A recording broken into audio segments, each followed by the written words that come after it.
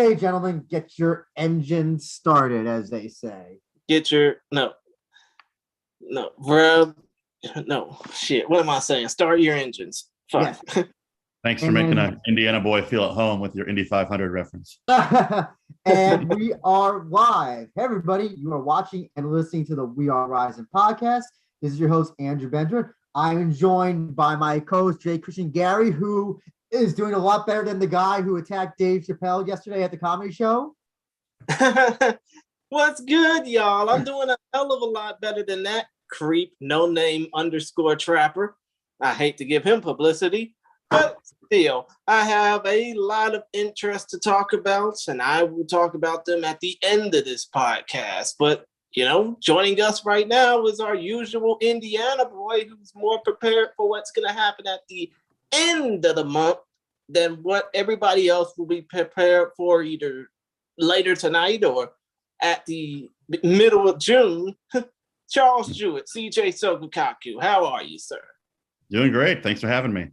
Well, actually, sorry, CJ. Chris, we gotta correct. Yes. How can I not forget Pancrase English language commentator alongside Guy Delumeau, Charles Jewett, aka CJ Sogukaku. One-time Pancrase commentator. No, yeah. You make it sound like you're never going to do it ever again. I don't think that's the case. I think we'll see you back, probably, hopefully. Yeah, whenever Stewart's so busy now, I think they just want me to step up when because there's only so many weekends and there's a ton of wrestling shows. So tell us, what was it like? I mean, you've been a fan, you've been watching stuff as a fan, you've been watching stuff as a reporter. What was it now like being behind the desk and basically having to almost sit? It was basically a different type of viewing experience. Am I correct? No, it's completely different. So first off, the Pancrase venue they chose, Tachikawa Stage Hall, was awesome. I loved this venue. It reminded me a lot of Tokyo Dome City Hall in that you have the cage, but it's almost like a music venue or an opera venue. So the second and third floors are balconies. But since it's like a music venue, they're so close to the cage, you're like looking right down into it. So it's almost better, I would think, to be sitting in the second or third floor than on the first floor. So that was cool in itself. But the production staff at Pancrase is just so professional. They had a ton of guys. I think Kenji Osawa was doing the Japanese commentary. And it was kind of fun because the commentary stuff, it's like, all right, we want you to talk for 20 seconds here, 40 seconds here, 30 seconds here. So they had a bunch of different rules. But my biggest takeaway was sometimes when you listen to a Joe Rogan podcast or something, he says, well, when you're doing commentary, it's kind of hard to judge the fights or see what's going on. And it's very true. Like after a couple fights, you completely forget the fights that happened beforehand because you're so in the moment of just watching the one fight. And then the next fight happens, you kind of have to wipe the slate and start over again and kind of ignore it. So after the event, I had to watch it again just to refresh what all happened. What was it like? When you were watching the fights after the fact, what was different was there anything that you can, I guess, point to that was like, oh, that was a lot different than how I saw it on commentary? Not really. I think we did a pretty good job of seeing what was happening because a lot of them were just incredibly brutal knockouts and submissions. It was a great card. The matchmaker does a great job of making sure there's a lot of action in the matchups. What do you think of sometimes we missed some stuff in the grappling exchanges, and that's because it's going to happen. There weren't always the best camera angles to see what was happening. I see. Were you mostly watching on the TV screen that they provided, or were you looking up, looking down at the screen, trying I would say we were 100% watching the TV screen. I see. Where we were seated, we weren't seated cage side. We were seated kind of where the fighters walked in. And so we'd have to look over standing up fans and stuff to see the cage. So it was much easier just to watch the TV. I see. Any particular fight that you that you thought was the best for that night, if you can remember? No, part two was. I mean, there was a lot of fun fights, but part two had like the two most important fights I thought. In that, Raid Sudaya looked awesome, and who's the guy? Oh my god, Kinoshita. Kinoshita also looked really good because Murayama is no joke. I felt kind of bad in that fight because Murayama is like a training partner of guys. And so it's like, oh my God, Kinoshita really beat the shit out of your friend. Oh, I was listening to that on commentary. Yeah, the guy was like saying, "Oh, Murayama was a great gapper and all that stuff." And when Murayama lost, I could definitely tell like that guy was like, he kind of didn't want to like. Yeah. He was definitely disappointed. Listen, it happened. DC does the same thing whenever it's like a training partner of his. You can definitely tell when there's disappointment in their voice. Yeah. That's just human and all that. Well, I'm all about what's best for the sport at the moment. And these two young guys getting really good wins is what Pancrase needs. I know that Sudaya has like US based management. He wants to go to the UFC, but I kind of would be like, calm your jets a little bit. Let's build you up a little bit. Let's get you the Pancrase title and see how you do against some better fighters. Bring some guys in, but the future looks pretty good for those guys. It's actually interesting you bring that up because I know we were talking about that through the DMs, and no, Kinoshita also said the same thing as well. And it seems like only a year ago, I wasn't hearing many Japanese fighters talking about going to UFC. Now, seemingly, it seems to be almost. It feels like a lot of these Japanese, or a lot of the Japanese or these fighters in these places like Pancrase Deep, in the case of Ring Nakai, Deep Jewels, they want to go to UFC instead of like Rizin or Bellator. Andrew, and I hate to interrupt, even though it's kind of my thing, but in a way, when it comes down to these Japanese competitors that say they want to fight in the UFC now, as opposed to a little over a year or maybe 2 years ago, when Rizin was just picking up steam, following obviously what happened with Floyd Mayweather. I mean, basically, these fighters just want to try and find a way to make big bucks because they saw what Kyoji Horiguchi did. In the case of the women, they saw what Ren Nakai did, and they want to try and improve themselves as fighters, not just as fighters, but as athletes in the UFC's mind state. It seems like that the whole. Sorry, TJ, go ahead. I think maybe you're looking at it kind of narrowly just because of that one Pancrase event, because Ren Nakai is also kind of an exception. I think generally what is speaking is fighters want to fight abroad because historically there's a ton of respect that comes with you if you go abroad and do well. And as Christian said, Rising pays well and Rising has good sponsorship money. But the whole thing is if you go fight abroad and do well, it kind of sets you apart because then you can, on your later part of your career, you can come back to Japan and you can get fights just based off the fact that you fought in the UFC or that you fought in Bellator. Because I think Bellator has made tremendous gains in the Japanese market, and especially like in the Japanese consciousness, where people respect Bellator a lot in Japan. I think those co-promotions they did really were like a brilliant move on Bellator's part. Like I think Rin Nakai is just obsessed with the UFC because she once fought in the UFC and thinks it's the best. And she only had a 2-fight stint in the octagon, dude. I suspect that burned bridges with Rizin. I feel like she only had one fight in Rizin. She never came back. I feel like there's definitely some burned bridges there. Well, I mean, there's burned bridges everywhere. She's probably one of the most mismanaged fighters of all time. Oh, yes. She has new management. You can blame her husband for that. Yeah, but I mean, she has new management now. I think she has the same management as Kana Asakura. And Deep Jewels and her seem to be getting along great right now. She's promoting the hell out of them. They flew her to Tokyo, put her in a nice hotel. So let's see. Maybe she turned a new leaf. I have no idea on that, but also Deep Jewels. I think Deep Jewels needs Ring Nakai more than Ring Nakai needs Deep Jewels. I put it the other way around. I think they need each other because I think She doesn't want to go to Pancrase because she's upset at them. And Shuto doesn't have her division. And the UFC isn't going to be interested in her because she hasn't fought in 2 years. So she needs Deep Jewels to build up some wins and get a bigger promotion's attention. I'm almost at the point where it comes to Shuto. I'm almost like when we talk about like the other promotions in Japan, I'm almost starting to like excise them from like it's just like there's Rizin and then Pancrase and Deep.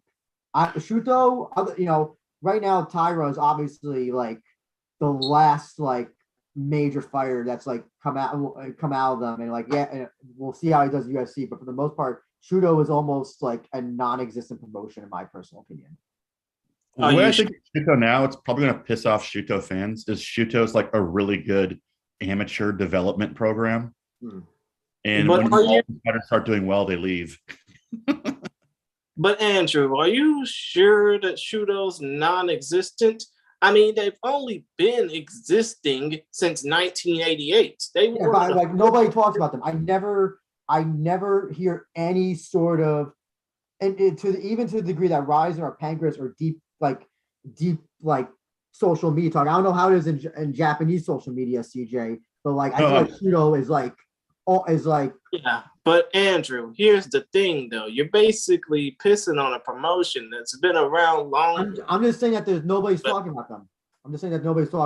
And it just seems like Tyra seems to like they lucked out Tyra in this case. I can't remember like the last time someone from Shuto went, I guess, I think that their heyday was probably that whole BTJ offshoot, all that stuff. I think I think they're kind of like, I think they're so, I don't know. I think the thing with one really killed them a lot and leaving UFC. Oh yeah, no shit.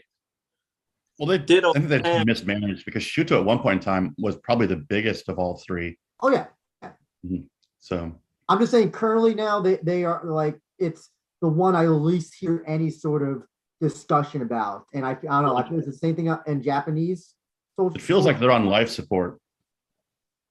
But Shuto also has extremely diehard fans. Yeah.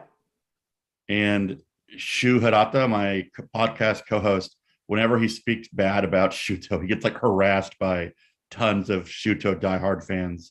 But they're all fans because of what Shuto did in the 90s and then again in like the 2010s. Well, that'll be like me like saying that, like, oh, I still need to give them the same respect that, like all Japan had in the 90s and what they're doing now. It's like it's like night and day difference between Shuto, what Shuto's doing now and what they did in that era. You're saying it's like all Japan now, which is basically a low level indie promotion versus, filling up the Tokyo Dome and all the places in the 90s. It's just it's the clear night and day between. So I'm not insulting. I'm just saying like they clearly are not at the level that they are that they were at. That hopefully that can change, but it seems like Deep has the closest relationship to Rizin. Yeah, and they've really been able to leverage that towards a lot of growth, especially during the pandemic. And Pancrase is just such a well-run machine that it does well by itself. And so I think Shuto kind of got stuck in the dust of both of those. Oh yeah, because also Pancrase does work with Rizin as well. They let fighters fight there as well. Shuto, for that like one time they were exclusive only to one. And yeah, that bit him in the ass because I think both Pancrase and Deep have realized that co-promotion benefits both of them. And so even on Pancrase shows or Deep shows, you'll see like a Pancrase. Because I remember King Rena is fighting that one girl, Yoko, who is a Pancrase fighter. And for her VTR, it was hilarious. It was Sayaki and Sakai like talking shit to each other. And then she came out to the Pancrase theme song. So they kind of have fun with it and realize that co-promotion benefits everybody. Actually, that's a good segue. Let's talk. You're probably really excited for Deep Pulse 37 this weekend, right, CJ? I am. It's going to be awesome. In the famed Korakuen Hall in Tokyo, right by the Tokyo Dome. And so obviously, I guess I guess you could also say the King Raya match is also going to be getting attention, but also Suda will be challenging Oshima for the atomweight title. And then we got the finals of the flyweights tournaments. Any thoughts on who makes the finals, who wins? Unless something crazy happens. I mean, semifinals, Shizuka Sugiyama is fighting Aoi Kuriyama again in a rematch. And unless Aoi Kuriyama can like knock her out or something, Sugiyama's probably going to submit her. And I expect Rin Nakai to absolutely murder her opponent. I mean, I've met Tia. Tia's nice. She's young. She's got like a bright future ahead of her, but she turned pro, I think, last year, and way too soon to fight Rin Nakai, who at one point in time was an Olympic hopeful level judo player. So, I mean, if you don't have a martial arts background, you're in for a lot of trouble. Mm-hmm. She got pretty handedly beat by King Rena when they fought, and Rin Nakai is definitely a higher level fighter than King Rena. Yeah, that's the other thing. I apologize, forget her opponent's name, but King Reina is also on the card. I think this is Yoko Higashi, right? Yes, who trains at Miwi with Sugiyama and Kuramoto, who's fighting on the landmark card. Mm-hmm. And she is also a high level judoka. But their last fight was kind of funny because King Reina may have some of the lowest fight IQ around, because the fight was just her literally running into Yoko's punches. Oh, yes. Oh, Chris, we've had so many discussions about King Reina for as long as we've been doing this podcast. Yeah, that wasted space, Reina Miura. I mean, come to think of it, I'm surprised that she's still fighting at this point and still managing not to piss people off in the same time frame. I'm curious to know, CJ, does she still have a drawing power? King Reina? I will. In her defense, she's very popular. She still is very popular. It's interesting because she kind of has unique fans. I would describe it to being similar, like the fans that come for like when a smoker gym fighter fights. So like Aoi Kuriyama is going to bring a bunch of guys from Osaka that you're like, oh, those are Aoi Kuriyama fans. When King Reina fights, when her fight's done, like a third of the room gets up and leaves. It's like, oh, these are all King Reina fans. And in King Reina's defense, she's incredibly nice as a person. I just think she's very flaky. And she's very, very close to the people that run deep.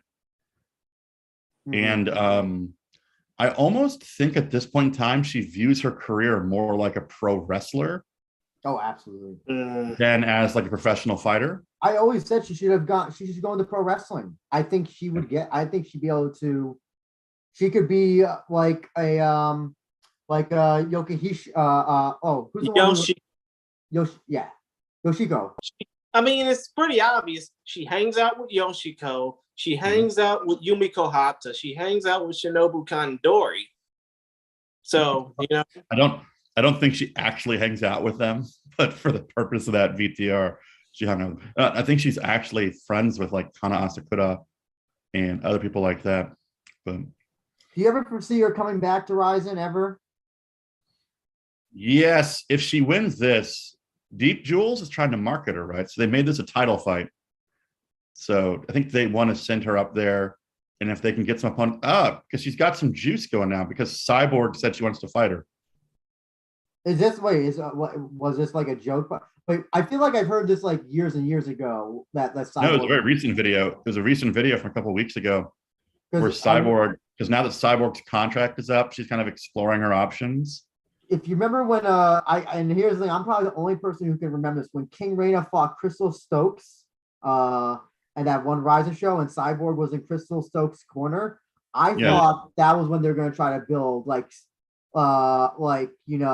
maybe sometime down the line, if Cyborg ever left UFC, maybe King Reina would be fighting her. I always thought that Rizin kind of teased that, but several promotions have done a good job of like getting in Cyborg's good graces. One of those I remember is Road FC, always catered to her, and Rising as well. and she's kind of exploring her options because isn't her Bellator contract up?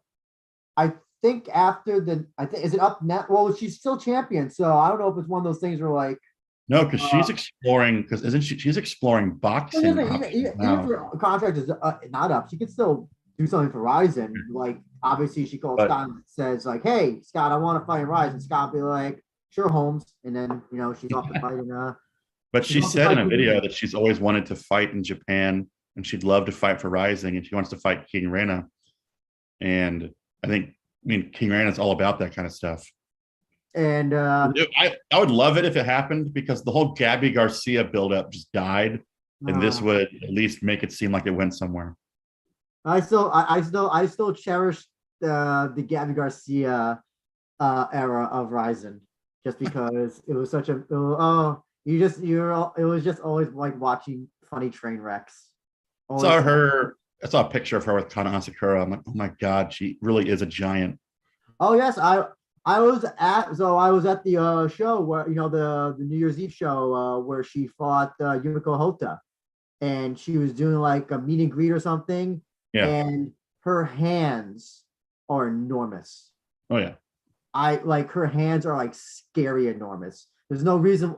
Listen, say what you will about her size advantage and high level BJJ, but listen, those hands, I can see why she was always winning because she could just grab her opponents and they can't go anywhere with those big. Is it weird to me that that's kind of why I wasn't a fan of her when she was doing BJJ because it was just she just smashed everybody. She didn't have a lot of technical skill. Oh yeah, no, it wasn't. And if you see like a lot of her more recent matches that she's done for Grappling, she got like, I think it was Elizabeth Clay who beat her by points, if I remember correctly. And yeah, it definitely would. Listen, she has skills, obviously, but clearly, her skills never progressed to what it is now.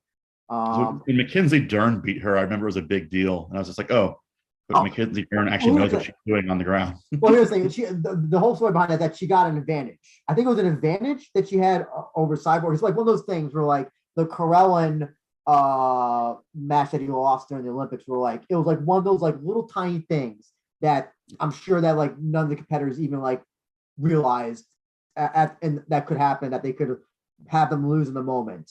That's how Gabby Garcia lost, if I remember correctly. By the way, we do have your buddy CJ Jamie in the chat who says that Cyborg says a lot of things. Well, yeah, and Cyborg, if we're going to talk about King Reina being mismanaged, Cyborg's also been incredibly mismanaged. You remember when Tito was her manager? Oh, God. Do we even need to remember that shit? When they had the really weird, like, public weigh-in to try to prove that you can't cut weight. It's like, look, a fully clothed Cyborg weighs more than what you're asking her to weigh. Yeah. So fucking stupid. I feel bad if I mentioned Tito and didn't mention that one of my favorite pre-fight shit-talking moments is when Ken Shamrock told Tito he was going to beat him into a living death. Sorry, CJ. One more fight I want to talk about, the Oshima Suda for the Atomweight title. Personally, that's the fight I'm looking forward to the most on the card because it has the most stakes for it. I think the winner will clearly go to Rising for a fight. And I thought it was interesting. So Seika Izawa started fighting because of the pandemic. She was a judo fighter and the pandemic shut down her options, so she went to MMA. Moedi Suda is in the same boat.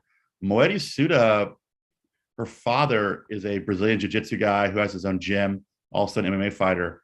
And she was like, oh, I'll do Brazilian jiu-jitsu. But because of the pandemic, all the jiu-jitsu tournaments shut down and she got bored. So her dad was like, well, maybe you should do MMA. MMA is still happening. And so then she switched over to MMA. So kind of interesting to see these fighters move over. And in the beginning of her career, she lost her first 2 fights in a row. And it was like, oh, Deep Jewels is doing that thing where they have a young high school student who they were hoping to market, but they advanced too quickly. But she has progressed at such an incredible rate that after those 2 losses, she won 5 in a row. And I was especially impressed by her submission victories over Edu Takabayashi and over Hikaru Aono. And going into this fight, it's Saudi Oshima who has a judo background. So we're going to get that judo versus jiu-jitsu style matchup. And both of them love arm bars. So we all know it's going to happen. This is going to become a kickboxing. No, I'm just kidding. But I'm hoping to see some crazy grappling. And definitely, would you definitely say that Oshima, like her post Rizin, I guess, experience has definitely made her a lot more of a draw, popular fighter for Deep Jewels? She's very popular. She has a lot of fans, and just my wife's friends, they all like her because I think she's popular with female fans because they see a woman who has 2 kids and she's married, and so she's juggling all of the things that like a normal housewife does in Japan, as well as also being a successful professional fighter. I also think, doesn't Deep also have their the Deep Impact Tokyo Impact show as well this weekend? Yeah, so there is going to be a Deep show. So in the morning, this is what Deep does a lot.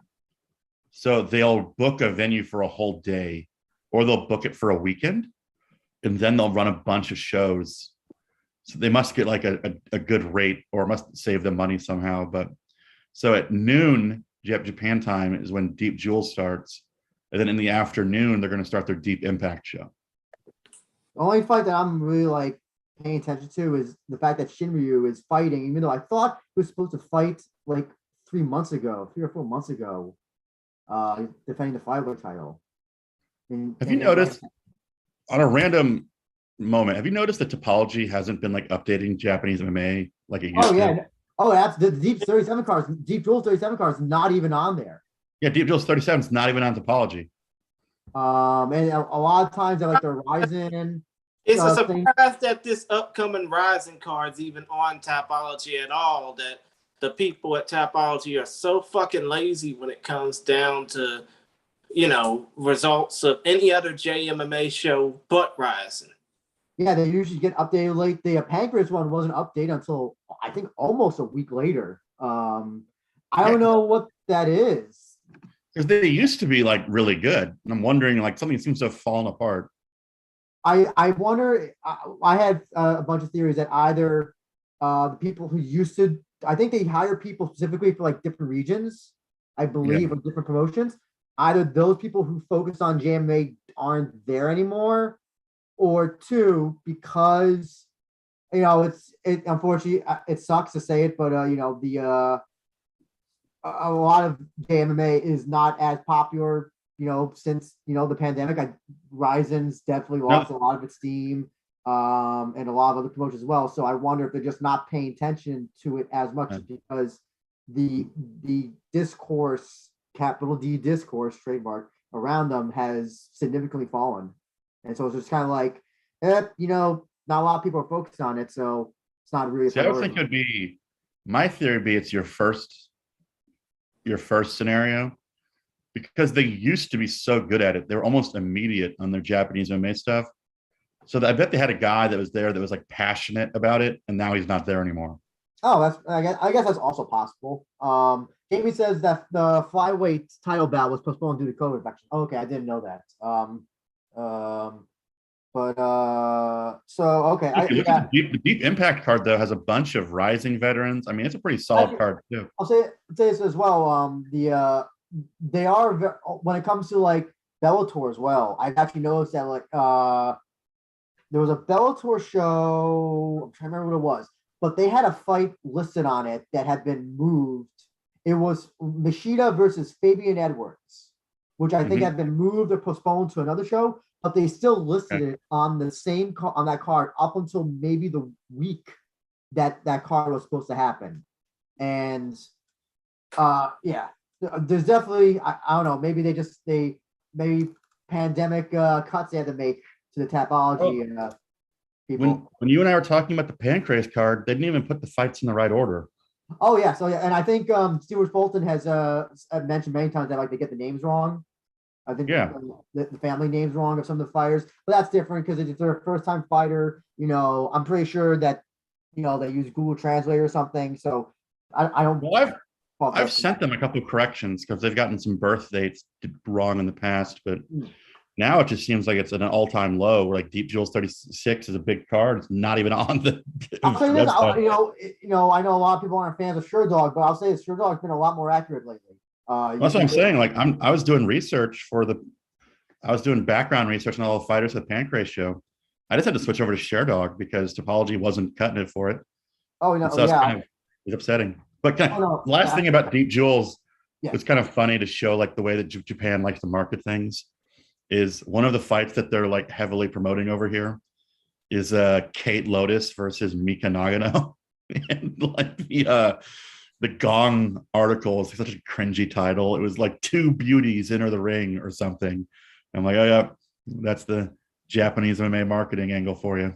Well, the great thing that Deep Jewels card can be bought internationally on, I don't know, I just call it Spawn because it looks like Spawn but without the A. SPWN. I know that the women's MMA only guy he orders it from there and he's fine.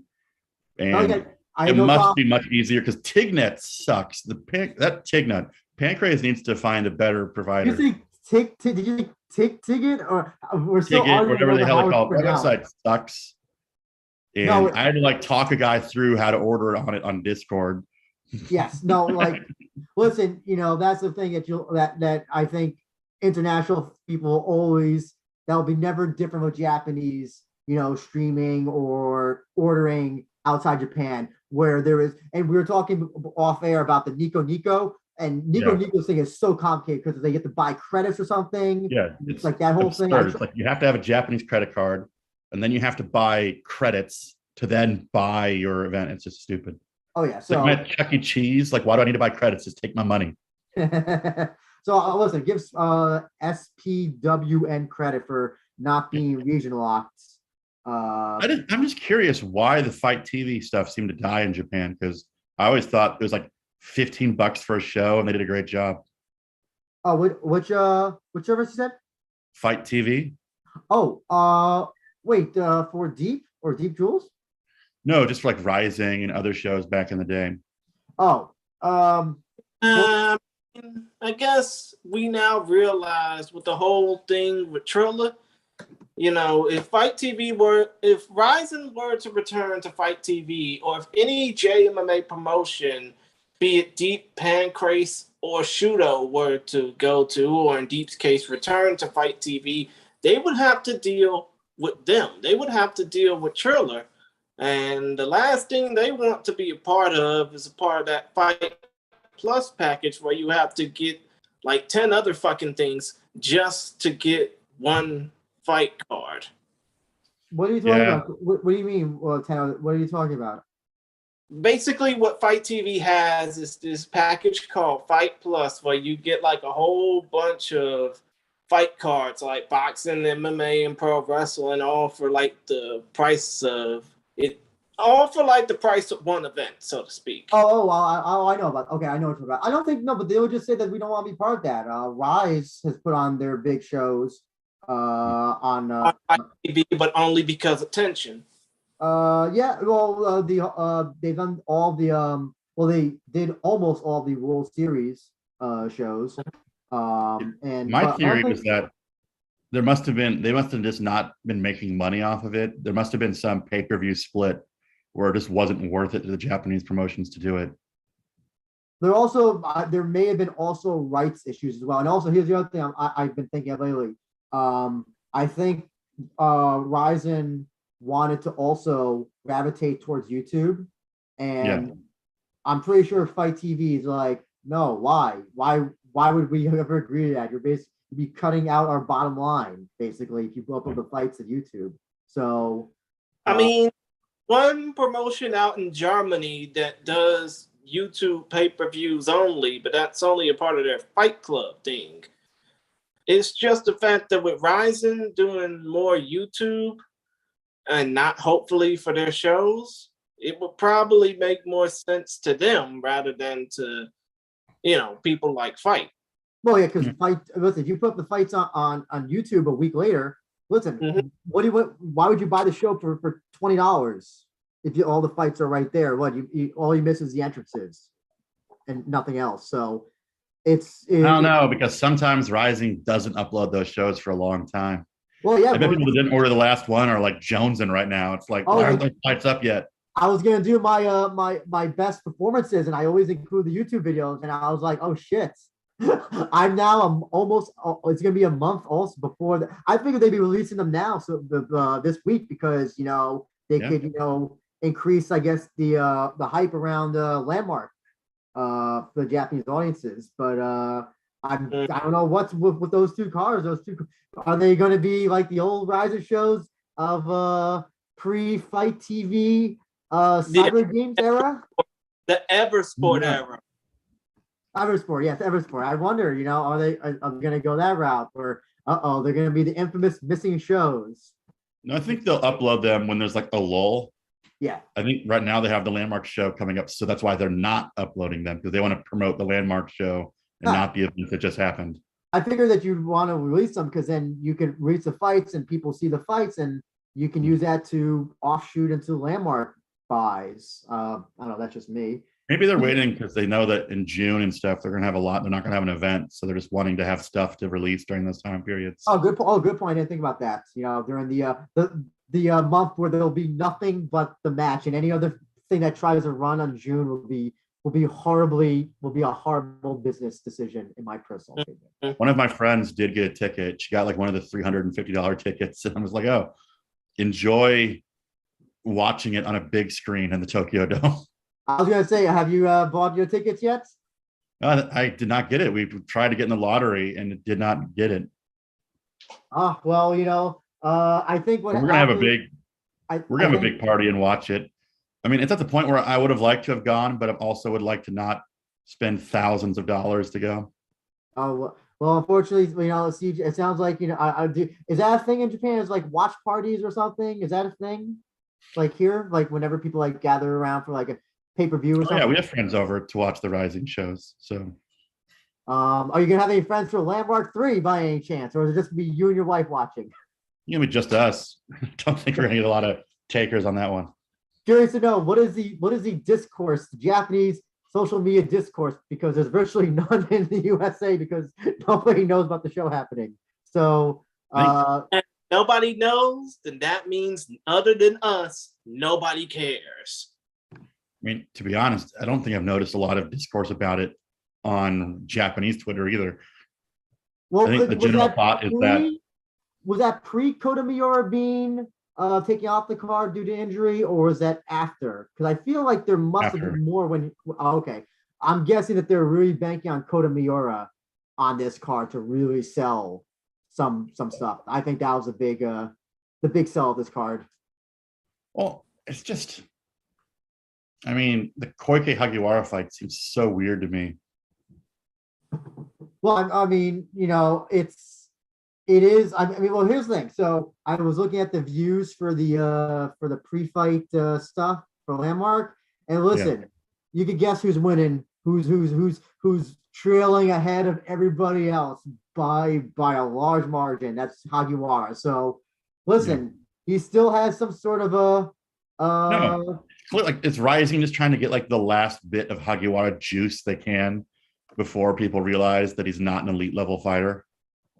Do you think that once, I guess, with the borders opening and I guess the pandemic not being a factor in Rising getting people to come over, you think that Hagiwara is gonna be one of those that's gonna be left to dust? Or not as focused as much, I'll say. I don't know what their whole strategy is. My strategy would be to keep, he's popular, so I'd keep him around, and I would almost make Landmark like a separate thing than Rising. I'd make it like the home of Kintaro, Hagiwara. Kuramoto suggested a championship. Well, he said suggested a championship for Trigger and championship for Landmark, something like that. Yeah, I would make it like the bad boy division and just have like essentially make your own outsiders / fun fighters division and call it Landmark. Interesting. Well, actually, speaking of his grappling shows, and people can say whatever they want. He can't grapple. He has very poor grappling defense, and he's not a good enough striker to like forgive that weakness. but his shit talking and his personality definitely helps. Oh yeah, makes up for it. oh yeah, but you can only do that. You can only get your shit beat in so many times. Well, I get it, but I think it's he does. I think he does have a personality that a lot of people gravitate to because it's such an un-Japanese like. It's very popular. I just at some point in time, don't you have to be able to back up? How many times do you lose before people stop to care what you say? Well, I mean, I hate to say it, but Conor hasn't won a significant fight since Donald Cerrone. Seems like years and years and age, 100 years ago. I mean, if you're gonna, are we comparing Hagiwara to Conor McGregor? Yeah, but I'm just saying. Listen, sometimes people can get away with losing, depending on how on their name value. Listen, Bob Sapp can lose 20 times in a row. Why can't Hagiwara? I would argue, though, that Conor McGregor, while he lost those fights, had his moments in those fights at least. Mm-hmm. And certainly his moments in the post fights, and his most recent loss. But that's hilarious. But no, I just don't understand why they're doing this. I would want to build Hagiwara back up if I was Rizin and give him time to develop instead of being like, oh, you're coming off a couple losses. Let's give you to the best fighter in the division. Actually, just quickly about Kota Miura as well. It said apparently he had a herniated neck. I didn't know you could hernia your neck. I only thought you could hernia your back. Is that just them saying somebody mistranslated that wrong, misinterpreted that wrong? I think he has a herniated disc in his neck. Okay, I was like, how do you herniate your neck? Okay, that makes a lot. Yeah, I was like, that has to mean herniated disc, right? even regardless, that sounds like a serious injury. That does not sound like I injured my arm. I'll be back in 3 months. I don't know what the recovery rate for a herniated disc in your neck is, but I guess that can't be. That's not take a pill and go see your doctor in the next few weeks kind of thing. It's kind of upsetting because he's a very young fighter. To already have a herniated disc in your neck seems like an injury that's not going to get better. But come to think of it, you guys, do you think that this fight between Kota Miura and Felipe King Hunter or Zena Masoni is gonna be rescheduled? Yeah, if he's not in danger of being paralyzed, potentially, if his doctor clears him. The opponent might change, but Kota Miura will be back. I don't know. Did you see that Masoni was saying that Kota Miura was faking the injury? Yeah, I saw him saying that, which is funny. But hey, listen, if he's building up for a potential future, hey, listen, it gets a little bit more interesting now. He's talking shit and like, hey, you quit the first time, but no, like seriously though, like a herniated disc in the neck at 19, 20, however young he is, and also not to mention, I think this card was based entirely. They put him on this card to basically sell this entire card, and certainly I'm sure that a lot more people will be talking about it in Japan if he was on. That's a big moneymaker that they lose potentially for the next few months. Yeah. Well, Miura's like a weird phenomenon where he's a really big deal, and so they should send him to a doctor to try to get that neck issue resolved now. Oh yes, yeah, no, like I don't know, like Seven Broad or whatever, but remember that guy in Germany that fixed Peyton Manning? Yes, yeah. Or whatever, like send them to like I don't know, one of those cryo things or blood spitting thing, whatever. But hey, listen, instead of Kota Miura, guess what we'll be talking about first? We'll be talking about Yushi versus Sanki. Anything? I have nothing to say because I have no thoughts or opinions on this fight. It tells you how popular Kota Miura is that if you fight him, you're also famous. Hey, listen, I'll give it credit. Listen, that guy Yushi has like an insane following on social media. Have you seen that, right? Yeah, no. He's got amazing charisma, but 6 pounds overweight. I feel like he's going to get the shit beat out of him. Did you see his only other match was in Outsiders about 6 years ago, and it was a loss due to the promoter throwing in the towel I don't know if that meant that like Akira Maeda. Oh, that's happened before. There's a famous match. Well, not famous, but Mikuru Asakura had a loss on his record to a guy named Ryo because Ryo put him in a guillotine choke and Maeda thought it was over. So Maeda walked over and threw the towel in, and then Mikuru freaked out. So it got overruled to a no contest. Yes. Oh, yes. Oh, yeah. That's a very infamous fight that they've managed to scrub from the history books for the most part. Yes, exactly. One that makes a guy look like he doesn't know what he's watching. But do you think that the matchmaker for Rising has a book of like fighters that haven't fought in the past 10 years who are willing to take a fight? I gotta give Shingo and if he's a VOD, I gotta listen. This would not be my first guy who I would think to put on a Rising show. It's gotta be. I have no idea. Maybe Mikuru, probably like maybe they ask, hey Mikuru, we need somebody who's like, I don't know, 0-0 to fight. Anybody you could recommend from that? It was like we need someone who looks scary and is covered in tattoos and looks like he can hurt someone but can't. Yes. I guess they got Sanki. Yeah. I mean, can this be? I mean, Chris, I don't know. I'm trying to formulate thoughts, but I can't. Any thoughts? You know what? I'm gonna just go ahead out on a limb and say this. This fight is highly skippable if you watch it on replay. And if it wasn't available to watch live, I wouldn't have been surprised if it was a dark match, to be honest. But considering the fact that people are actually going to pony up money to Rizin Live to actually watch this damn fight, I would basically say that Yushi is going to win this fight regardless, because if he's not going to win, he's going to take Sanki's purse because Sanki came in 6 pounds overweight. I mean, obviously, this is a lose-lose situation for Sanki. Yeah, also, you brought up a good point, actually, Chris, that even if he wins... He basically fucked up because he missed weight by 6 pounds or 2.5 kilograms in Japan, of course. And if he wins this fight either via TKO or submission, he will lose because it's going to be overturned into a no contest and he can't win via decision. So, Yushi wins regardless. I don't think we'll ever see Sanki fight again after this. We're doing early predictions, whether they're Rizin worthy, and we're already predicting Sanki. Yeah, we're doing predictions now, goddammit. We're doing the predictions. You're going even farther. You're not even going Rising worthy. You're like, are these people actually fighters? Yeah. I mean, we know that Yushi's a damn Instagram model for the clout, but still, he's a way better fighter and he's way more professional at this shit than Tony Sanki or whatever the fuck his name is. Wait, I thought it was Yushi that missed weight. Was it Sanki that missed weight? It was Sanki. Oh, I thought it was Yushi. I had it the other way around. So, is Sanki just like a homeless guy they found? They're like, all right, we're going to need you in the ring. I mean, come to think of it, there's a lot of guys in Japan, you should know, with Polynesian style tattoos. Sanki is one of them.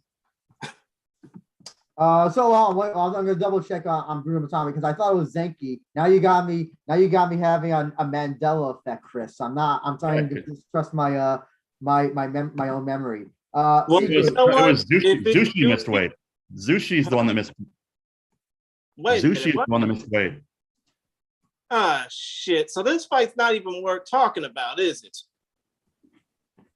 Any thoughts, CJ? Anything you want to say about Yushi Sanki? Can it be on a meme level bad potentially? Yeah. 1 second. Yeah. Yushi-san. Wait, Sanki. Oh, so it's Sanki. So Bruno had a weird moment where he like wrote Zushi. So he like combined both of their names. Okay, but 100%. So Sanki missed weight by 2.5 kilos. Eddie said, my wife said everyone's really mad about it on social media. Okay, here we are. He says, by Japanese rules, if Zushi gets a win, or gets finish a win, Rise announces punishment to, oh my God, I didn't even see this today. Actually, I'll say this. Zenki his face looks like okay. If you click on the photo on Bruno Masami's thing on on Zenki, it says Zenki missed weights. Okay. So not entirely Bruno's fault, but like that would have like you know what? I stand corrected. No, you're right. You were right. It was Zenki that missed weight. Mm-hmm. Of course. That's why I'm gonna say it straight out. Yushi will win this fight regardless. If he don't win on the scorecards or if he doesn't win via finish, he's gonna win Zenki's purse. That's all I gotta say about that. Zenki is not a professional fighter, and he hasn't been a fighter in 6 fucking years. And I think we'll never see him fight again after this event. Why didn't you guys interview Zenki? You could have found. He looks like he's a bouncer or something. That seems like it's right up your alley. You think he's hanging out with Seguro Ni? Yeah, he and me, or go at home on weekends and watch Roadhouse together. Yeah. So I mean, could this fight be entertaining at all in like a bad way, CJ? I'm gonna go on Yoshi's side. They're so low level. This could be entertaining as hell. Well, here's at least with Yushi, he has a boxing background, so he's not as low level. But as an MMA fighter, yes, he is. I think they're just. I mean, it's just going to be a brawl. It's going to be a mess. It's going to be what they call a slobber knocker. And I think there's no way this goes to a decision. I think it ends up being a wild, chaotic shit show, which I'm personally on board to watch. What you're saying, CJ, is going to be like Fry Takayama? Yeah, except whenever people mention that fight, they seem to forget that fight also had massive boring moments where like the opening part was really exciting, but then there was the whole like Don just kind of like sitting on top of him for a long time. But yes, it'll be like the opening of Fry Takayama. Well, that fight also happened after 9/11 or something. That was well, I think it happened on a card. After 9/11 was him versus Gilbert Yibel. Okay, never mind. I think Fry Takayama happened on a card where every fight behind that, before that, had been kind of boring. And so the crowd went absolutely nuts. And come to think of it, to be honest, that fight card was on Halloween 2003, if I recall correctly. So Andrew was right. It was after 9/11. Wait, what was? Yeah, it was on 2003. Oh, I guess Seneca was right. Okay. Yeah, I have no thoughts. I hope this fight's bad. I hope it's entertainingly bad. I hope they fuck up a lot, and hope this is the fight where I'm hoping to laugh. Yes, but it's weird because the problem is like heavyweights. It's kind of like watching a National Geographic thing when it's two heavyweights, but when it's lighter weight fighters who are bad, I don't know why it doesn't have the same interest as potentially being bad. I know that like the promote I would say Full Metal Alchemist. What's the promotion in Thailand, Chris? That does Full Metal Dojo. Full Metal Dojo. They they kind of like make the lighter fights interesting with like two lightweights versus one heavyweight or something. But like I don't know, I think what you're getting on is that no matter how bad the heavyweights are, they're strong enough to end the fight with their strikes. Where at this weight, there's the potential that they can't actually hurt each other. Exactly. Yeah. I mean, okay. No thoughts. But I feel like soccer kicks and knees to the head of grounded opponents change that equation. You know what? All we need to be sure about when it comes down to fights like those is thank God, or thank the fight gods in this case, for the superior rule set. And now let's go ahead and move on. I was expecting Jay Wolf to pop out of nowhere and say that. Kind of like that guy at the bottom of the Mortal Kombat screen who would yell whoopsie. Whoopsie! But yeah, let's go ahead and move on to the next fight, because I see the graphic on Andrew's background that we need to discuss it. And yeah, so I guess if you call it a little bit of a higher level fight than Yushi Zenki, Tetsuya Seki taking on Akira Haraguchi, excuse me. Seki's returning to Rizin after his loss to the man with the most powerful right hand, Yoshinori Horie. And Akira Haraguchi is a gladiator featherweight champion. So, CJ, have you seen Seki fight in Deep recently? He actually has got a recently. I think he actually lives near me. I see him at the train station, and he trains at Sonic Squad, which is like 2 stops away from me. So I've seen him train, and I've seen him out and about because he sticks out because he wears all Marion clothing and has cauliflower ears. Yeah. We have seen him fight. He's an exciting fighter. It seems like he's the type of fighter that's go out on your shield or knock out the opponent kind of fighter. In the case of Akira Haraguchi, so he's got 2 interesting wins. In his first fight ever, he beat Sora Yamamoto, who, as you remember, CJ, beat Daisuke Nakamura recently. No, never happened. Oh, okay, never mind. And his most recent win, Haraguchi, is a win over Kao Uno. So, that's just depressing. That's just a depressing win. Oh, that's a depressing one. Oh, okay. So I mean, he's also fought on Deep before, but this was all the way in Hamamatsu. So I'm guessing you haven't. I'm pretty sure you didn't go all the way to Hamamatsu to see a Deep show. No. Any thoughts on this? This fight, CJ, on your end? Have you been able to see anything that Haraguchi's done? My first question in my mind was, why is this fight on a landmark card? And my theory would be they're trying to see if Haraguchi could be a potential contender. Because Seki is a good fighter, but he's kind of had mixed results in Rizin. He's 1-1, I believe. Yeah. And Haraguchi seems to be coming off of a pretty solid opening to his career. He's got a good grappling background and he's a champion.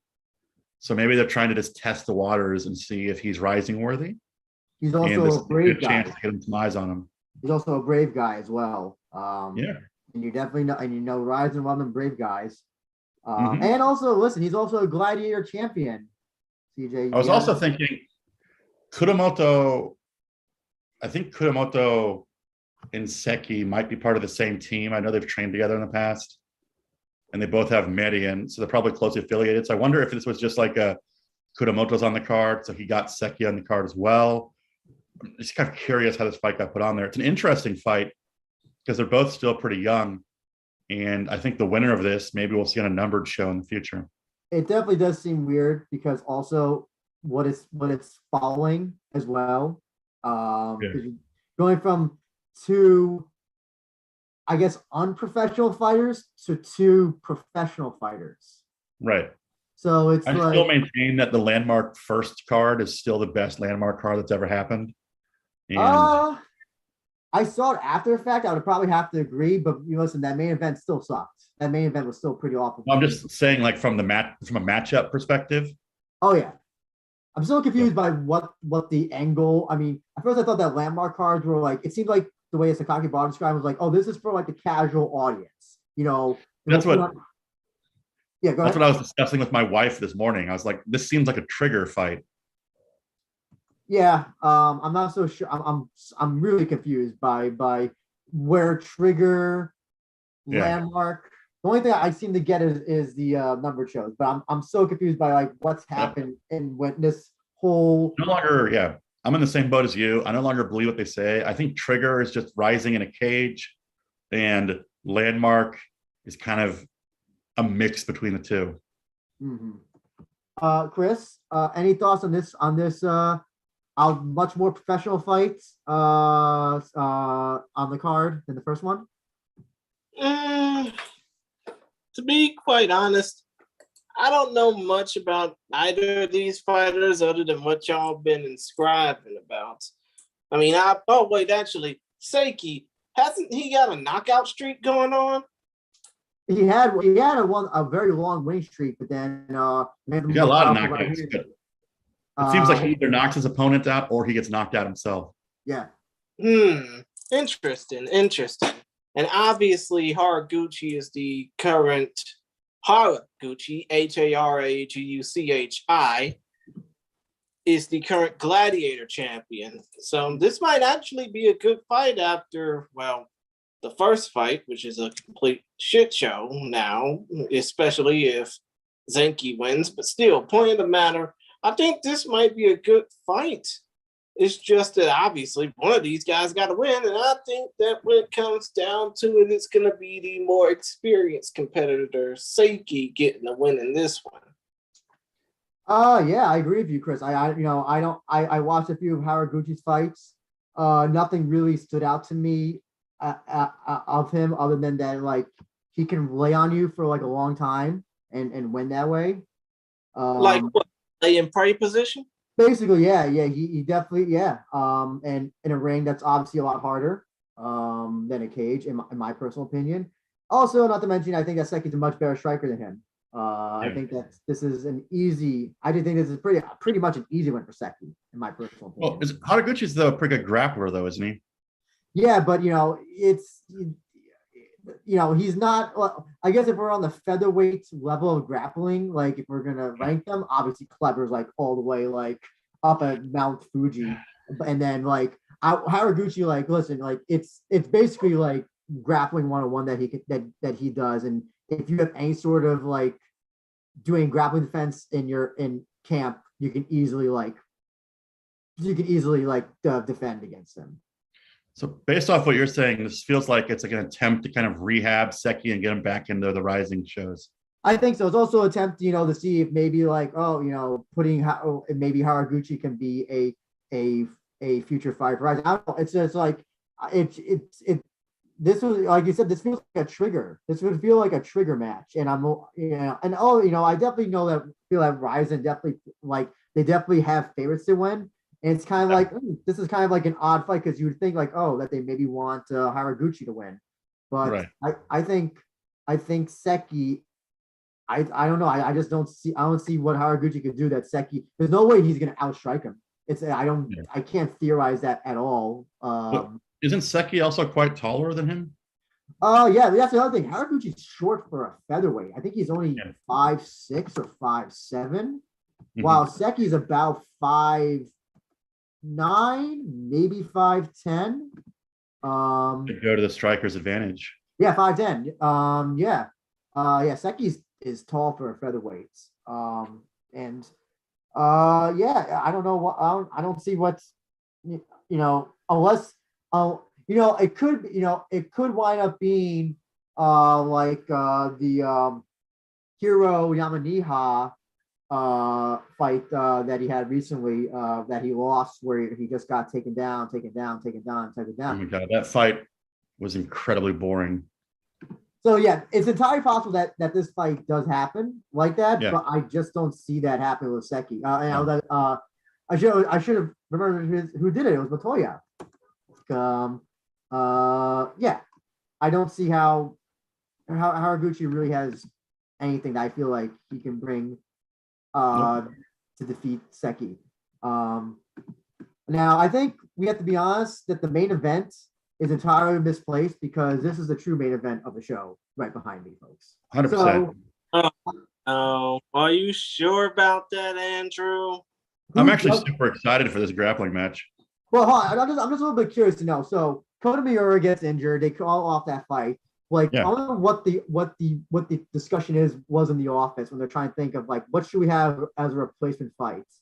And I wonder who raised their hand and said tag team grappling match. And you'd find fair they would just replace it with another MMA match.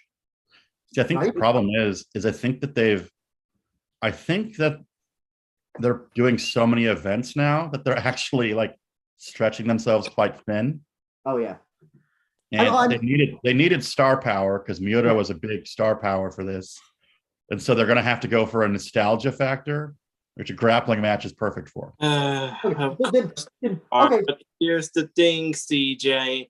This is the third time they've done something like this, and the second time they've done it in a tag team match. And also the second time they featured Hideo Tokoro in one of these too. So I will say I don't love the tag match format, but this is better than that Vanderlei Silva grappling match shit they had a long time ago. Oh, listen, that was so fun because it was not the first time, but it was the first time that listen, you had Silva, Tamura, Tokoro, and Sakuraba all in a ring, and come on, that's you already got my ears perked up when you have all those four in a ring. But Jamie says it best. Oda's inclusion is a bit odd. Listen, you have three of the best submission grapplers in Nakamura, Tokoro, and Kanehara. And out of those three, you know who's probably the least accomplished is probably Kanehara, and then you have Ota. So Ota's a weird. So the only reason I can think you include Ota is because you want to have a young fighter in there and get him to get some prestige off of this. But he's such a good wrestler that I could see him being the factor that makes this incredibly boring. If he just takes a guy down and sits in his guard, what is the match? Is there a round length to this, or is it until somebody gets submitted? I don't know the rules. Here's the other thing as well. So, and CJ, you see this, Deep has done tag team grappling as well. And it was awesome because Seika Izawa murdered everybody. Well, don't forget, remember Ayaka Hamazaki and Era Takabayashi? I think she tag teamed with? No, it was Tawamatsu. Ayaka Hamasaki submitted. She submitted both of them. Mizuki Furuse and Tomo Miyazawa. That was it. Okay.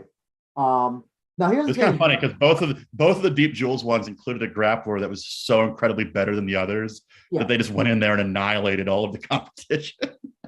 The one thing I have so here's the thing is that the way that Deep Jewels does their grappling is, do they still even do the thing where they officially declare it a no contest or a draw even when there's a winner, because they've done that before? Oh, well, for the grappling matches? Yeah, because there's a match with Shinryu and Ochi that was a grappling match, and even though Shinryu managed to tap out Ochi, it was still ruled a draw. Well, I think in Deep Jewels, a lot of those grappling matches are just technically exhibitions. So there's really there's no official winner. There's an unofficial right. There's an exhibition match. Oh, so stupid. And I hate when these promotions do the thing where if nobody gets a submission, it's a draw. I hate when one does it. You got to go to the Eddie Bravo stuff. I think he kind of figured that out. I'm fine with that, or at least the referee who's right there watching, I think can render a judgment, or even the judges. I'm assuming the judges aren't entirely mongoloid dummies. They are you just getting flashbacks of Brendan Schaub's terrible grappling match? Well, I'm remembering do you remember the Sakuraba Shamrock match that happened to Rizin, Frank Shamrock and Sakuraba? Yeah. Mm-hmm. And it they just stared at each other for about 10 minutes. Well, yeah, it's clear that Frank Shamrock's not really grappling these days. Why should he? And listen, it's just so. And then at the 1X show when they had DeRider and Galvo, and then Danielle Kelly and Angela Lee, even though Kelly out grappled Angela Lee by was it Angela? It was Angela Lee, right? No. Yeah, I'm pretty sure you're right. It was a draw, wasn't it?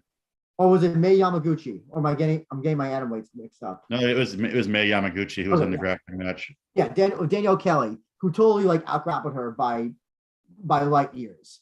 And it still ruled a draw. I mean, she got the performance bonus nonetheless, but it was still ruled a draw. And it's just a very aggravating thing that can you just make a winner, just declare someone a winner by how dominant they are.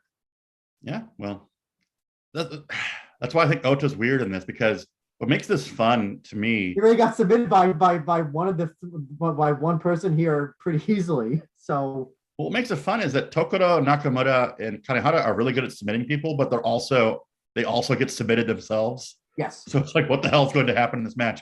Also, Tokoro and Nakamura, I think Nakamura in his entire career has two, including his grappling career, has two wins that are not arm bars. One of them is a Kimura, and the other one is a knee bar. So this guy is just an arm bar machine. Tokoro is also an arm bar machine. And I think what Kanehara seems like he's more of a rear naked choke arm triangle guy who also has a couple arm bars. So you have Ota. I'm excited for all of them, but what the fuck is Ota doing in this match? Pardon my French. Hey, Chris, Hey, you don't need to pardon much of your French here. This is a podcast. Chris, we just saw Juice Robinson turn on New Japan, join Bullet Club. Maybe this is all a ruse, and Nakamura, Tokoro, and Kanehara will all turn on Ota and give him all turn on him and give him a beatdown in this match. I think this is way too professional to do some crazy shit like that. I mean, it's even more crazier that they had a professional wrestling match during a quintet show a couple of years back. But still, though, when it comes down to this match, I got nothing. Well, here's if I'm Nakamura, why would I even tag in Ota? If I'm Nakamura, I would just solo it, right? Shouldn't they have paired Nakamura with another pro wrestler? I was gonna say, why not Shuto? Why not Kuramoto? I'm just saying, why not? They should put Nakamura with another guy with a pro wrestling background. I was also gonna say, if you want to have Nakamura and Kuramoto versus, I don't know, Kanehara and Ota, okay, fine. You kind of got a little bit, they kind of have that history in Greco-Roman wrestling, and it just seems like, I don't know, the skills of Ota just stand out as significantly less than all three combined, or even one by themselves. It just, I don't know. Did they just want Ota because he's a name? Do you think? Also, size-wise, he's the smallest guy in this fight in this match. Since this is a grappling match, they could have had way more fun with it. I mean, they put like Imanari in there with Nakamura, or put. I mean, you could. Hasn't Shinya Aoki grappled at Rising before? No, I thought he did one. Rising, but he didn't grapple. Well, actually, CJ, Jamie says, why not Tamara? Yeah, but I think Tamara's like really old now. So all these guys are really old. What are you talking about? Oh, all of them? Ota's in his 20s, right? I meant outside of Ota. Oh, okay. Also, Tamara's about probably heavy.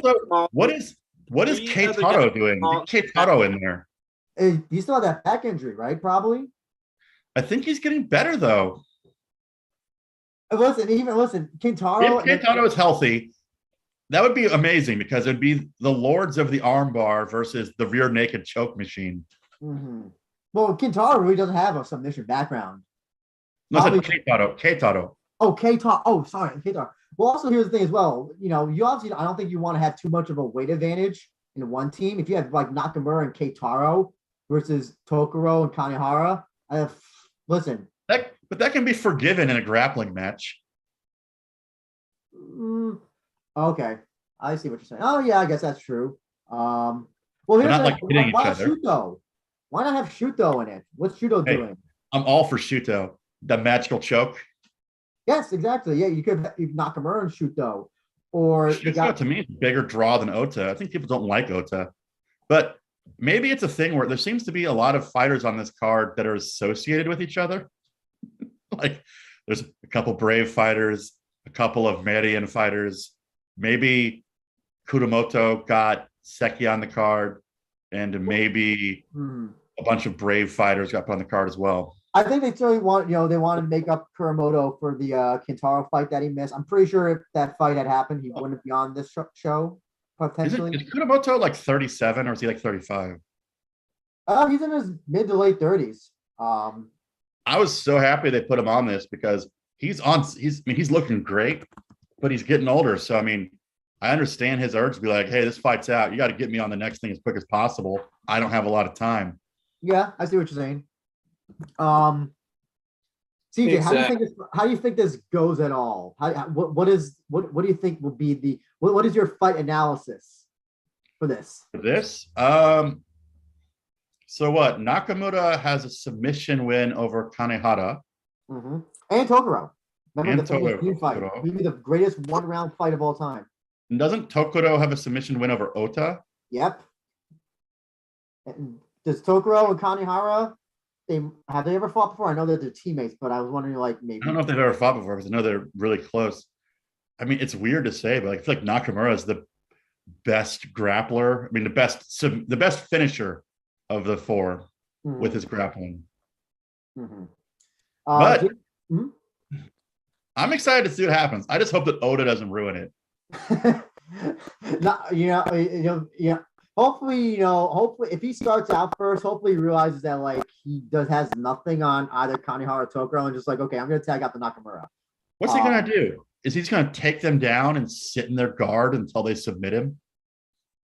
I don't think there's a point, unfortunately. So if every time he takes them down, I'm pretty sure that there's nothing to gain at all from this. Is Ota like a handicap for Nakamura? Since Nakamura's beat them both, it's like a jockey in a race. They gave him a handicap. I guess so. I guess also, they want to put Ota on the card. They need someone with a name, so they have the Olympic guy on here. Jamie says I would rather see it. I would rather it be Miyata himself than Ota. Jamie says even Sora Yamamoto would make sense. Yeah. He looked like he was at least fun on the ground. Ota's a boring grappler on the ground. Well, also just like I don't like he's facing people who are obviously way above his level in submission grappling. I just don't, unless he got better within the last, since his last Rizin match. I just don't know like what will he do to make this seem like it's a competitive submission fight. That's why that's why I'm curious about, because you have three guys who we know can submit people, and we have one guy we know that for the most parts is not at that level. I mean, I would rather see that even that Grant guy would be a better addition. Octanov? Yeah, that wouldn't be bad. That wouldn't have been bad. Because he's going for the whole "I'm a great grappler" angle. Put him in this. Mm-hmm.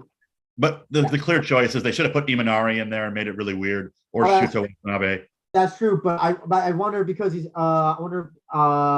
had the fight in one. I wonder if that prevented him from doing this. I don't think it did. I don't think he's one exclusive. I'm positive he's not. But listen, they should have just had Imanari and Nakamura's corner teammates. I mean, pull out all the stops and get Sakuraba in there and get everyone to go crazy. Jamie says put in Kubo. Ota and Kubo as a team. How about that? I'm having like a little. Why am I forgetting who Kubo is? Yuta, your favorite. Yuta Kubo. Oh, yes. Like had a moment where like my brain just shut off. But without doubt, this is a true. That would have been amazing.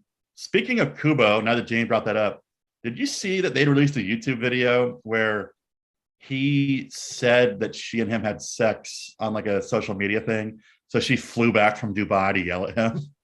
I was just like, Kubo, you got me back in. You've reeled me back in with your weirdness. Wow.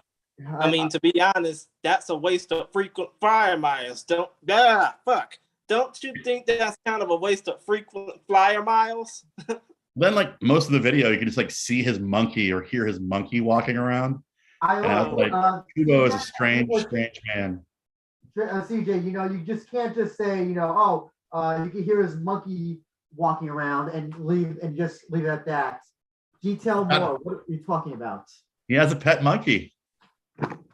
I know. I didn't know that pet monkeys were legal in Japan. I do know there is. When you're rich, you can do whatever you want. He's above the law. Oh, okay, gotcha. That's interesting. Okay, why do you never bring the monkey with him to his corner? That would be insanely interesting if he had his. Well, I think there's like pictures of him. They're both wearing little tuxedos. Interesting. I'll just say this about the tag team grappling is that let's just face it, Yuta Kubo's going full blown Michael Jackson on that without the weirdness. Well, I hope not. All I'll say is that I hope that Nakamura and Tokoro are like. If they just grapple, if they're the only ones that grapple for the entire duration of this thing, I would not be disappointed. I would almost rather this be a match where I don't know the rules completely, but I would rather it be like an elimination match where if one guy gets tapped, it's not over, just the other guy comes in. Isn't that how Deep Jules does it? That's how Deep Jules does it, yeah.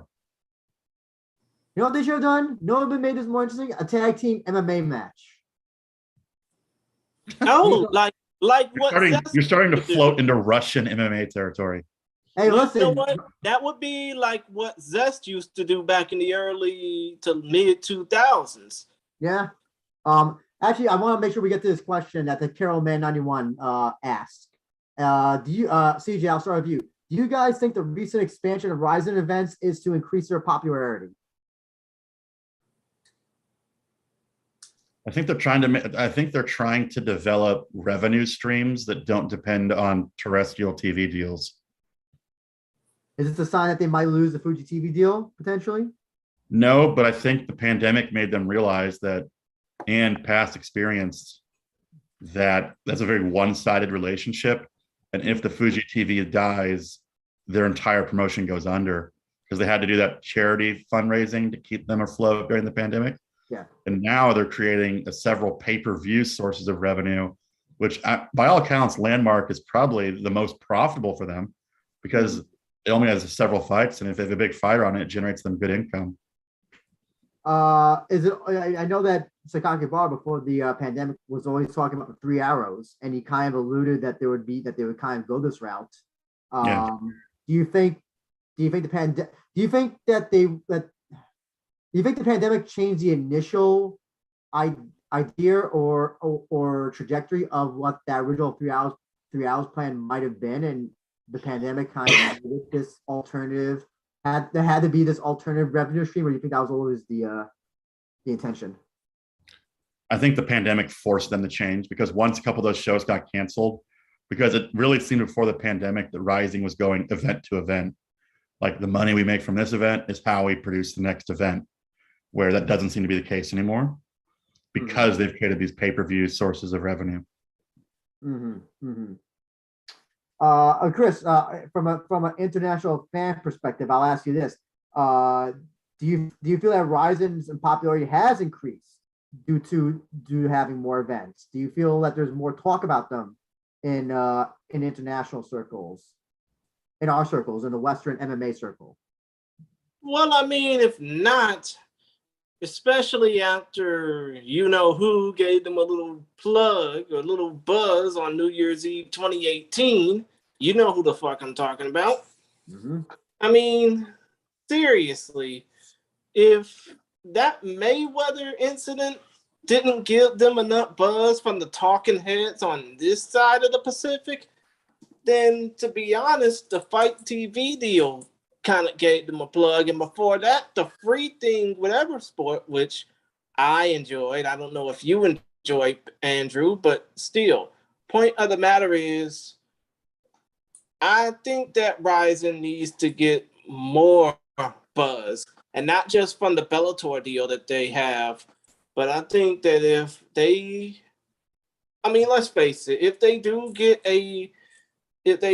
manage to lose this Fuji TV deal, and obviously that's one of like the big 3, big 4 television networks in Japan, you know, they are supposedly done, but that doesn't mean that they would be done internationally. They can still put on shows, but they would have to rely on a different international partner to help them out.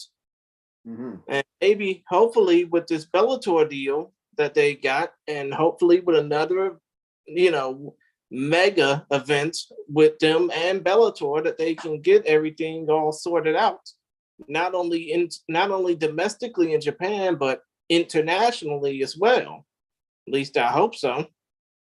I do think that right now the best thing Rise can do is try to do a show with Bellator, and that can do more for them internationally. They can at least get back that international eyes that they lost. It looks like that's the plan for December, right? Listen, that's Bellator coming in Japan. That's what they can say. They can say the plan. Listen, CJ, you know how Japan is. Listen, that can change. Who knows what can happen next month? I'm not even putting any stock in the match until until it's happening in front of my eyes. You know, so you've been burned too many times. Yeah, listen, too many times. Exactly. Yeah. Well, let's talk about the co-main. This one looks like it's going to be possibly like a great fight. Kazuma Kuramoto and Full Swing Yoi. CJ, what do you think? This I think can be really awesome. I am fully on board the Kuramoto hype train. Even though he lost that fight to Yamaniha, I thought he looked great. Saw a lot of good stuff in that fight. Yes. And he rebounded from it great. I mean, he beat the shit out of his last opponent in Rising. And that grappling match where he KO'd the guy with open palm strikes was also awesome. So I think Kuramoto is ready to blow up, ready to go on a tear. And I think he would have dominated Kintaro unless Kintaro like hurt him on the feet, because his wrestling is so good and high level. You're going to have to be in such a tough spot to deal with it. And in the Yamaniha fight he showed, he's got a hell of a chin too. And I mean, Full Swing is a psycho who can finish anybody, especially with his soccer kicks. But I think Kuriyama is going to get the edge in this one. You know, you brought up a good point. And if you remember from the last Landmark show, the Landmark 2 show, which Full Swing was also on, he fought Kui Ito, another wrestler, not on the same level as Alex Kuramoto, but you saw what happened is that, you know, Full Swing's kind of he's a fighter who's great at one thing, and he does it efficiently, and that's knock out people. Right. And the same thing can happen to Kuramoto, but you know, here's the thing about Kuramoto is that Kuramoto doesn't just rely on wrestling. You know, I gotta give him credit that he probably could, but he mixes it up so efficiently that that it's just not, you're not watching a guy who's going to take you down and just hold you down for a round, 2 rounds, 3 rounds, whatever it is. Kuramoto mixes it up so well to include his very like his fuck your face up striking basically. And well, it's not like about Kuramoto. Kuramoto is always going for the finish. Yeah. But I'd say his one weakness in my mind, one flaw, is he loves going for those suplexes. And I think he like values the suplex over the effectiveness of the suplex. So that might bite him in the future, but I don't think that'll hurt him in this match. Chris, you know, we thought that Full Swing after, you know, hit the first trigger show, we thought this, you know, he's back, you know, that went over Shihan, soccer kick. And then second, you know, fight that he has loses to Kui Ito. Do you think that he can rebound? Can Full Swing have a major comeback with this fight? I think Mamoto Oi Full Swing does have a comeback lined up for him. It's just that when it comes down to this fight against Kazuma Kuramoto, he's facing somebody that's, you know, less experienced, but more hungrier, so to speak, when it comes down to his MMA career. And I don't know if Oi can pull off the same type of craziness we've been seeing from him in the Rising ring and the Rising cage by extension, you know, from him, then maybe he'll pull off the win. I mean, maybe he'll pull off another mind-blowing victory, another highlight reel, Chisel Adonis, grade A worthy beatdown. But I don't know if he will be able to get a decent victory off of Kuramoto if it doesn't end in a finish. But you've said it perfectly. Hey, listen, you know when they say a puncher's chance, that's Full Swing. He virtually is the picture perfect definition of a puncher's chance. And listen, Yamaniha punches, I'm pretty sure, do not even compare to what Full Swing can deliver in one. So, I mean, but that Kuya Ito fight showed a lot of that Full Swing still has a lot of holes in the game that he hasn't patched up yet. And well, I mean, hopefully, you know, after being yelled at by Kenji Osawa probably for a good hour, that maybe he did. But also, listen, Kuramoto is on another level when it comes to wrestling. So listen, he maybe have the defense for a lesser wrestler, but not against a guy like Kuramoto. I don't see how Full Swing can honestly win this. Lets Kuramoto, leaves his chin out. It's like a Derek Lewis, a Volkov type thing potentially. How do you, on an unrelated note, how much did you love that Kuramoto combat jiu-jitsu match? Oh, it was great. Oh, because very rarely do you ever see people in combat jiu-jitsu actually win by combat jiu-jitsu. So, because here's the thing. So, combat jiu-jitsu in America, the rule is that you can only do combat jiu-jitsu when it's on the ground. Right. So, I think the rules for this one, the Imanari Roll Ecstasy, was that it was allowed even on stand-up, right? Open palm strikes, right? I believe so. Yeah, I may be wrong though. So here's the thing. So if you only do strikes on the ground, can only do strikes on the ground, no one's gonna want to go to the ground. So you just have people there holding hands and grabbing each other's necks for a bunch of rounds. Okay. So that's why combat jiu-jitsu here in America sucks, because it's like, why would I want to risk going to the ground and then potentially, that was the problem with a lot of fights, is that they were trying like standing guillotines. They were trying like all these things that like don't really work. So instead of doing combat jiu-jitsu, they just found a way to avoid it. Yes. Yeah.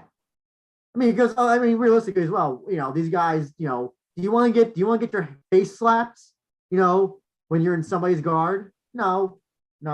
But like, I think I like the way that like Kuramoto clearly knew where he was, where his strengths were, and that was bitch slapping people. So I'm glad he stuck to that.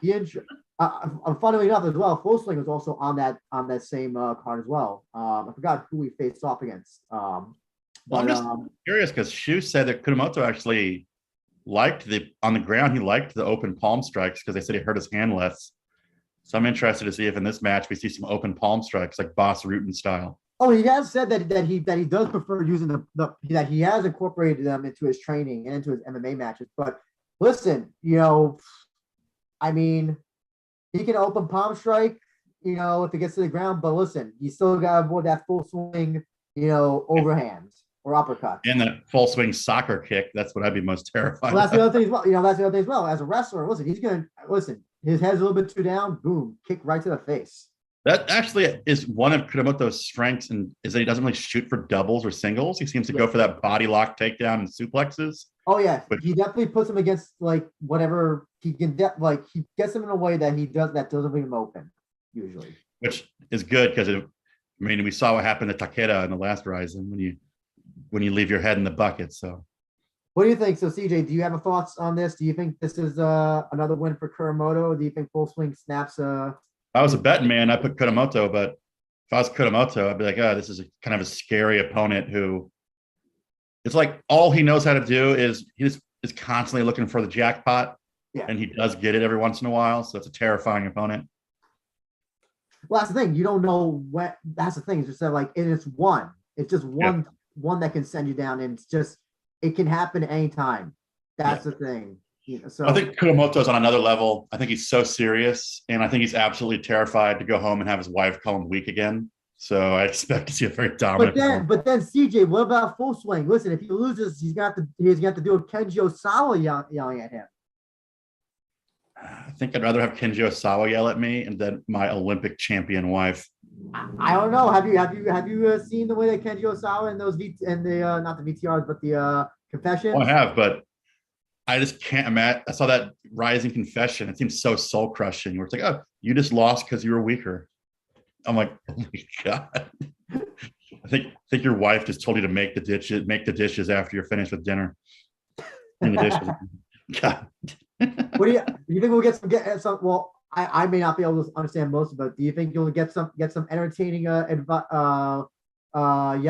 from Kenji Osawa during this match? Oh, I just had a random thought though. Like, what if Kuramoto Undertaker style rode his motorcycle to the cage?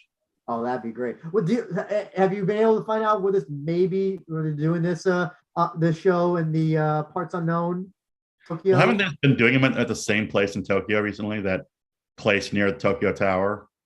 I thought they've been doing them at different places. I thought they did one. Well, I don't know. This one, I don't know. They still have the same sewer aesthetic as the last. I think they've been at the same place. Actually, yeah, I remember one of the Japanese listeners, watchers that we had, June, was like, "Oh yeah, it's like a venue that's like underground or something in Tokyo." I know where it is.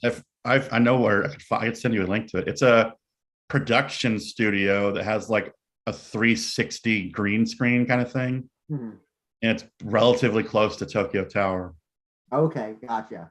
We already talked about the main event, so I don't know whatever anybody wants to say about this. CJ? The And by year main is event, I meant the tag team grappling match, obviously. to quote Andrew, the year is 2050, and Kleber Koike is finally getting his shot at the title. No. I got to correct you. 2050. Kleber Koike still has not gotten a title shot.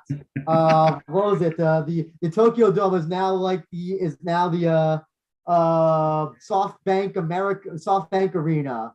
And whatever, something. What was it? Yeah, I remember. No, Kleber Koike still not getting his title shots in 2050 at the SoftBank Arena, SoftBank Tokyo Dome. So their entire thing was they said they're doing this fight because Koike, because Ushiku wasn't ready for a title fight, and Koike wanted to fight. And I'm like, does Koike just have the worst manager ever? Like, why wouldn't you just wait a couple months? That's why you got a new one. That's why you got a new guy with him. That's not awkward though, because all the Bonsai guys, I think, have the manager that's no longer with Kleber. Yeah, it's just weird because there's no upside to this for Koike, in my opinion. Everyone expects him to win, and if he wins, it's like, yeah, he won. Of course he won. And if he loses, it's devastating. Well, here's the other thing as well.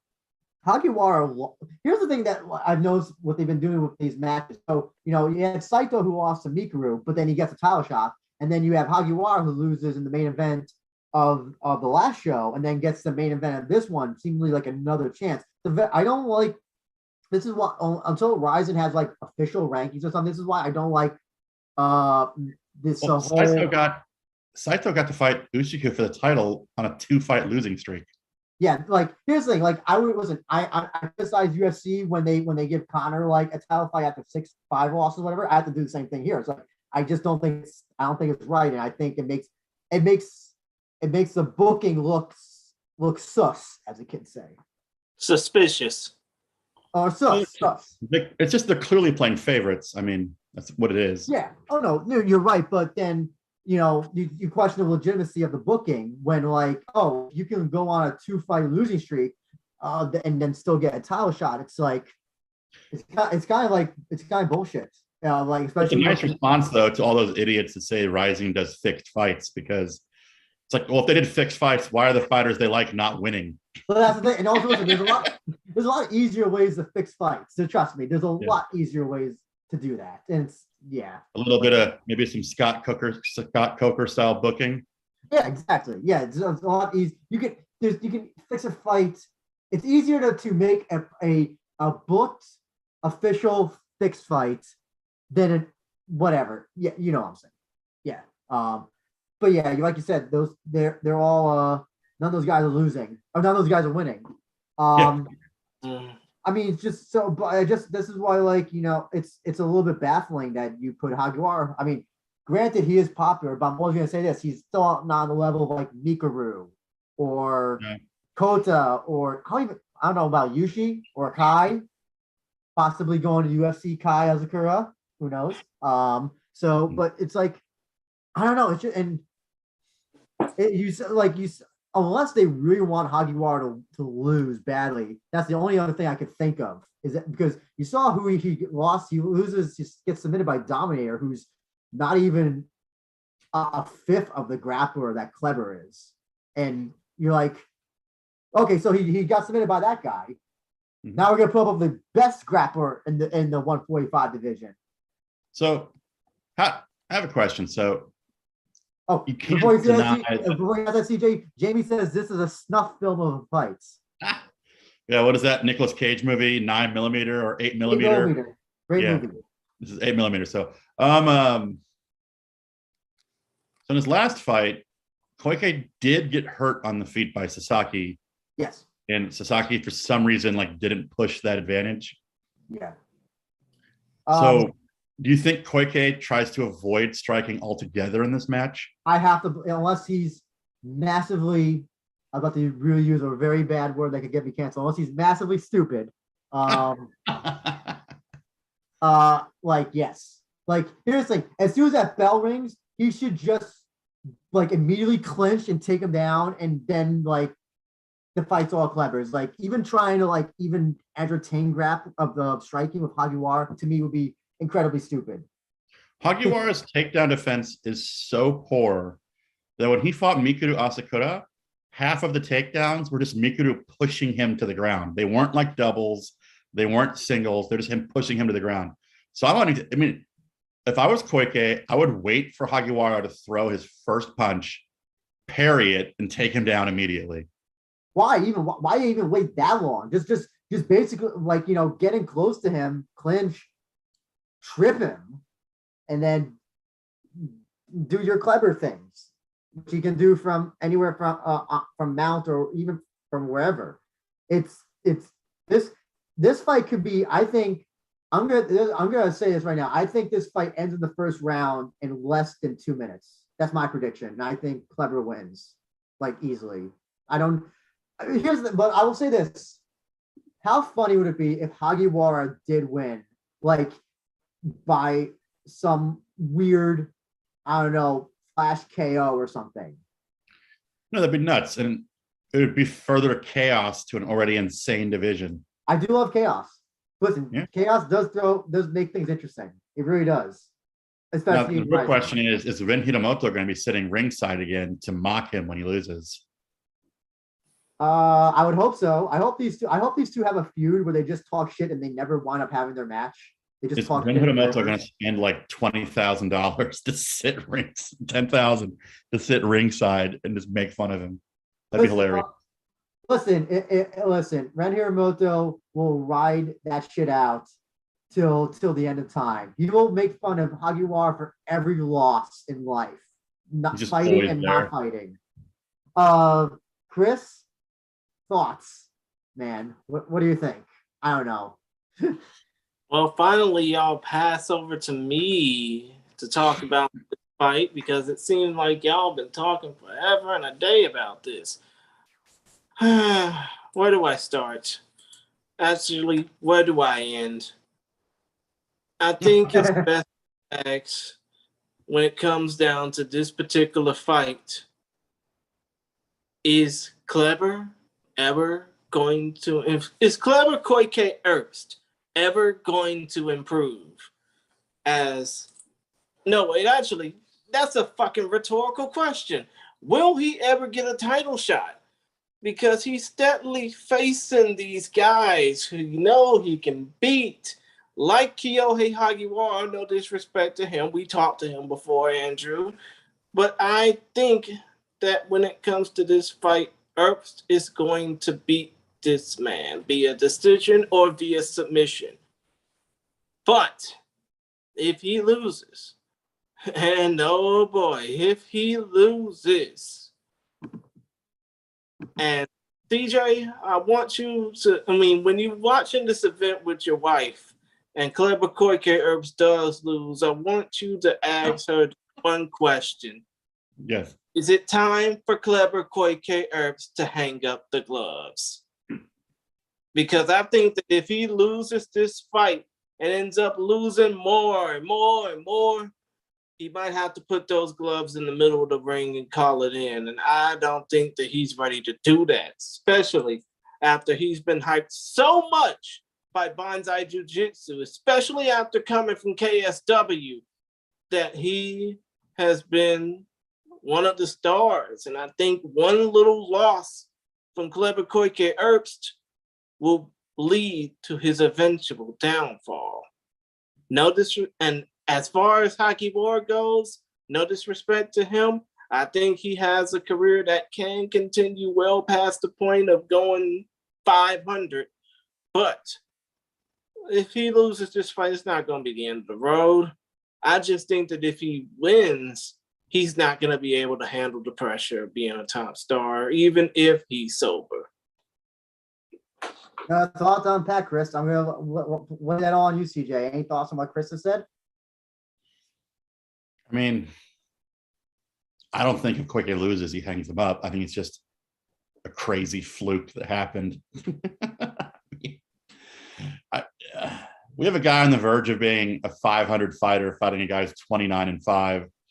There's a clear gap in skill level. Well, actually, let me go ahead and make that correction for you. He's 29-5-1, but y'all don't count the draw. So, you do in Japan because sometimes these guys have like 6 draws. I a question. What are the so I don't know if you remember this. Anyone remembers this fight between Anthony Hernandez and Rodolfo Vieira in UFC? Does anybody remember that fight? Nope. Nope. Okay, so Rodolfo Vieira is like an ADCC gold medalist, silver medalist, whatever, and he got submitted by Anthony Hernandez. And what happened was that Anthony Hernandez, that Vieira was getting tired, he was getting rocked with punches. He went in for a very dumb takedown attempt, left his head a little bit too open, and got submitted by a guy who doesn't even have the grappling, not even as close to the grappling credentials as he does. What are the odds are that something like that could happen? So it's kind of like a Josh Barnett, Ben Rothwell moment. Yes. But here's the thing, that's heavyweights. And listen, I'm pretty sure if you have your neck is getting crushed by Rothwell, I'm sure like that you could be Josh Barnett or Gordon Ryan. You're going to be tapping out. Did any of you have a brief hope that Ben Rothwell would come to Rising? Because I was all about that. That would be insane. Yeah, that would be insane. I would hope that he comes into Rizin but doesn't get treated like Shane Carwin did and just starts landing heavy-handed bombs on everybody. It would be funny though, like just to see, like, you know, I would hope that like if he did have a fight in Rizin 1, he would do the same promo that he did. Remember that weird promo he did? The creepy laugh he did? Yes, he tried doing like the super villain thing. I preferred his little dancing jig they did more, but yes. No, Ben Rothwell is a giant, and I love the fact that he fought for shoot boxing back in the day. Yes. And Japan needs him back because if Sidario wants to fight a real heavyweight, we got one, and it's the walking mountain that is Ben Rothwell. Exactly. Yeah, and you know what? It amazes me even more that he managed to go almost the distance with Roy Nelson back when Roy Nelson was right at the top. Oh, and his fight with Andre Arlovsky, I'm like, oh, Ben Rothwell just can't be knocked out. That is what I learned from that fight. Jamie said, but I got on a sidetrack. What was your original question? Oh, what do you think what are any of the odds that Hagiwara could submit Kleber? Any odds? Zero? Zero. Negative 0.500? Has he ever won by submission? Negative a snowball's chance in hell. Yeah, he's never won by submission, and he's lost by submission 4 times. 4 of his 5 losses are by submission. Jamie has a question, and you probably answered this, CJ. What are the seat prices for Landmark, and how do they compare with the match? I think the Landmark seats are $10,000, aren't they? Oh, is it 10,000 or 10,000 yen? No, because 10,000 yen would be $100. Okay, no, they're really expensive. Wait, for Landmark, they're $10,000. Yes, they only have they have very limited seating. And is it only for like the Rizin fan club members? I believe, right? I mean, I imagine it's for whoever's going to spend 10,000. I've seen a bunch of. I thought Shibasai there once, but no, they're extremely expensive. Eli EZE, the Game Hunters, really says that he wants ZST to come back, and he talked about the grappling tournament. Yeah, I remember that grappling tournament they had with a bunch of people. I think it was last year. They seemingly are no longer an MMA promotion. They're just a grappling promotion now. I mean. Okay, I mean, I guess we're all unanimous that Kleber has 100% chance of winning this.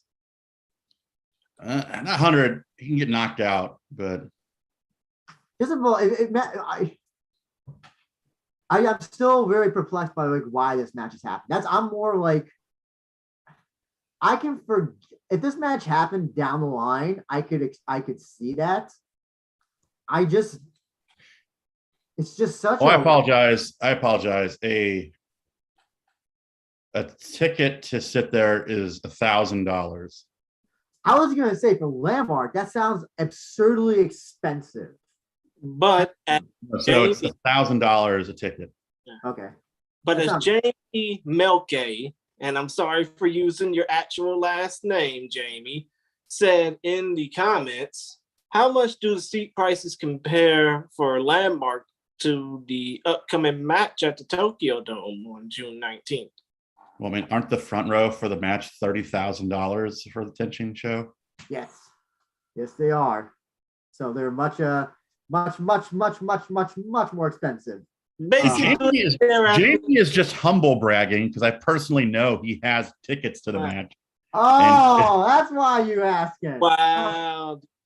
So you're basically going to experience the same thing that parishioners back in 1988 or 1990 felt when Tyson fought Buster Douglas at the Tokyo Dome, right?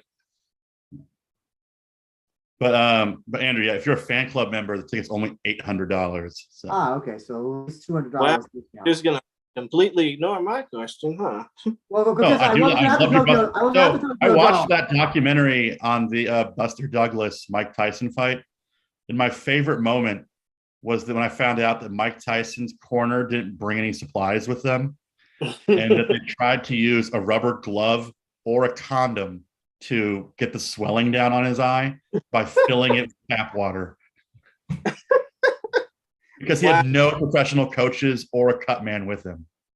Chris, also, I was a baby when the Tokyo, I don't remember anything. All I know is that Buster Douglas beat him. I don't know how the prices were set and all that stuff. And also, well, that's a good thing both the match that he had against Buster Douglas, which is available in many different languages, Japanese, the Bob Sheridan version, the Jim Lampley version, and the no commentary version are all available on YouTube, as was the fight that he had with Tony Tubbs, which was back when the Tokyo Dome was only 3 days old, back in '88.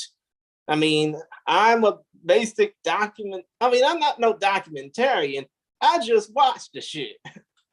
So also, the Mike Tyson fight is one of my key examples. I really liked Dominic Cruz as a fighter. And when he was fighting Cody Garbrandt, and Cody Garbrandt came to the cage with a sick kid, I was like, oh no, he's got that voodoo power. He's got the Buster Douglas dying mom power, where Buster Douglas was like a crappy fighter his whole career. And then his dying mom was like, win. And he's like, I promised to win, mom. And then she died. So ever since then, I'm like, if a fighter has a sick relative or a recently deceased relative, they have the potential to become temporarily the best fighter of all time. Takaro Man 91 asked if I'm from Japan. No, I am a New Yorker. I'm a New Yorker. And he also asked, is Horiguchi still technically the Bantamweight Rising champion? Yes, he is. He is still Rising Bantamweight champion. He's up there with Amanda Lucas, and Deep is still the openweight champion. And so a lot of long-term champions. So as we come to an end, CJ, I'm going to ask you, what is one fight that you're looking forward to, and why is it the tag team grappling match? No, it is the tag team grappling match, because that's the one where I'm interested, because the Koike Hagiwara match is kind of like a foregone conclusion. Like, if Hagiwara wins, it'll be nuts, but I see it such a low chance of it happening. And so the MMA fight I'm most looking forward to is the Kuramoto fight, because that seems like it has potential to be pretty awesome.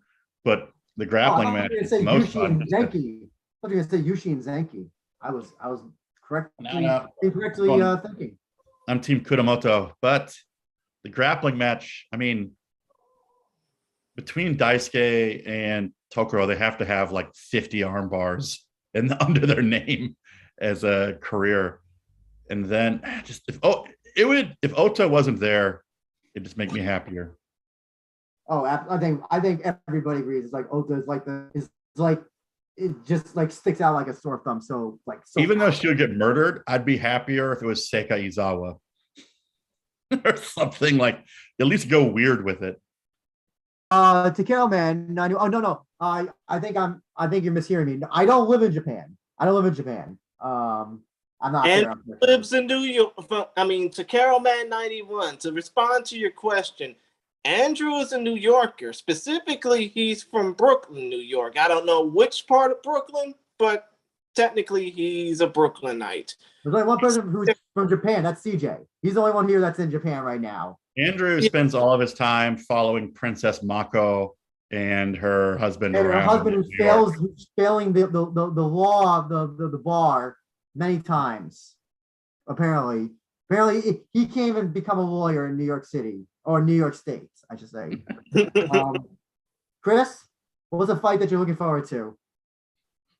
Well, first off, I know, very hard. The Carol man basically asking props on getting to Japan. I thought the borders were closed to visitors. That's why I asked if you were currently living there.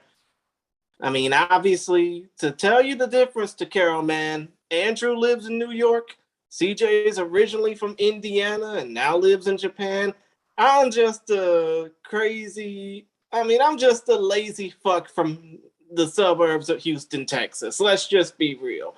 But the fight I'm looking forward to that isn't the opener, or obviously the middle fight, no, the grappling match, which is going to be the piss break for some people. I'm going to have to say I'm looking forward to the main event. Kleber Herbst versus Kyohei Hagiwara, because Herbst has a chance to become like a top star in this promotion if he wins. And if Hagiwara wins this fight, he's not going to be able to handle the pressure of being a top competitor. Because if you think about it this way, this fight's going to be at 150 pounds. Let's look at this for a little bit. This fight's going to be at 68 kilos, 150 pounds. The 155-pound or 70-kilogram world champion is still Roberto Satoshi de Sousa.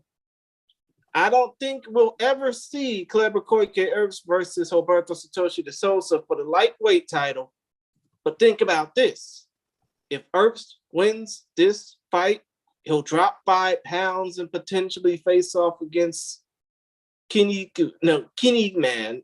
Well, why am I fucking this man's name up? Juntaro Ushiku. I can definitely see Herbst face off against Juntaro Ushiku for the featherweight title soon if he wins this fight.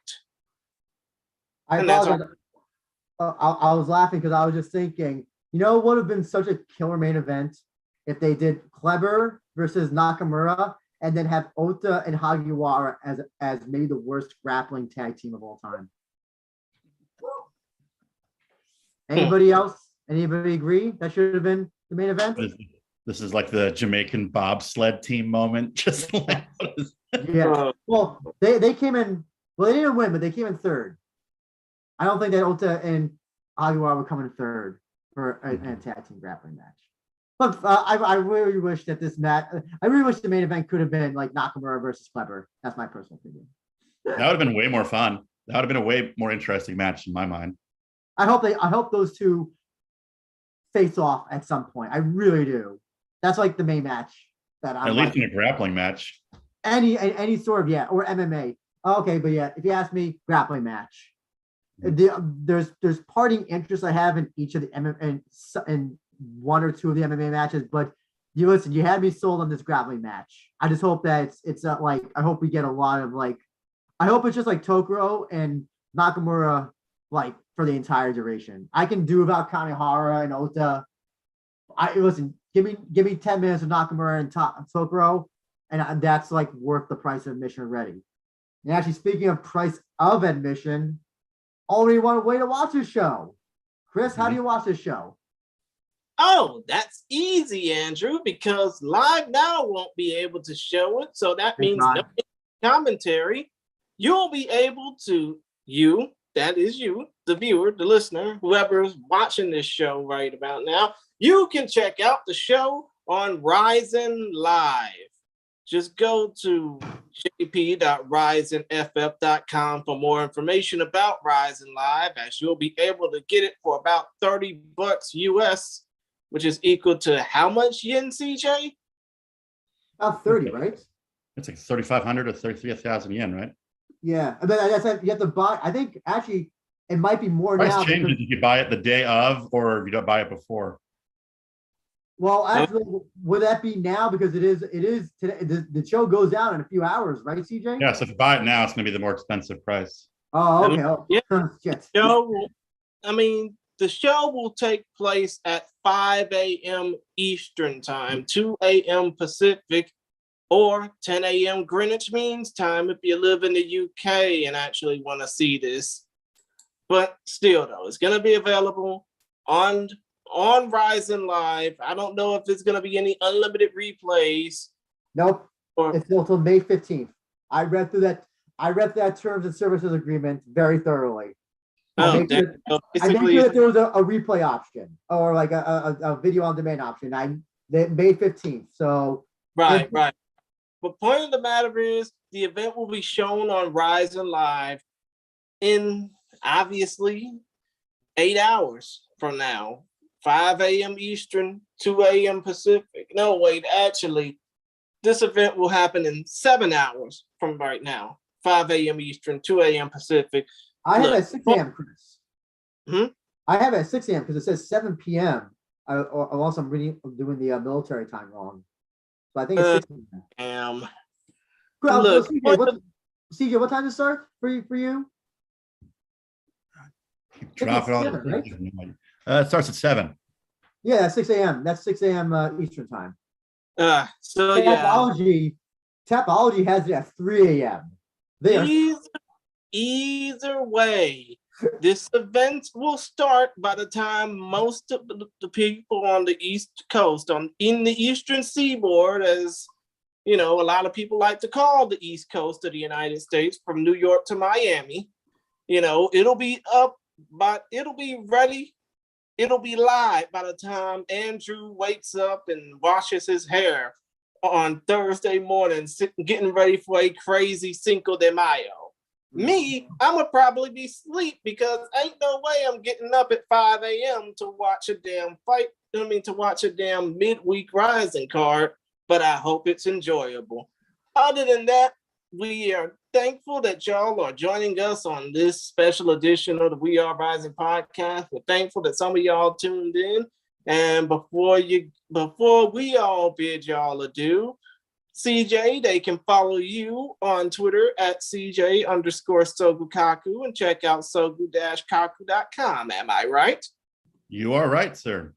And also, everybody should check out your I guess it was not an interview so much, but I guess personality profile on Morai Suda. Yeah, I interviewed Morai Suda, and then I wrote an article about it because I just figured it's more interesting to read an article than just a back and forth like a written interview. Hey, but also you got a up and coming YouTube channel as well. So listen, more stuff on your YouTube channel. I'm working on the subtitles for my Saudi Oshima interview, which should be out today.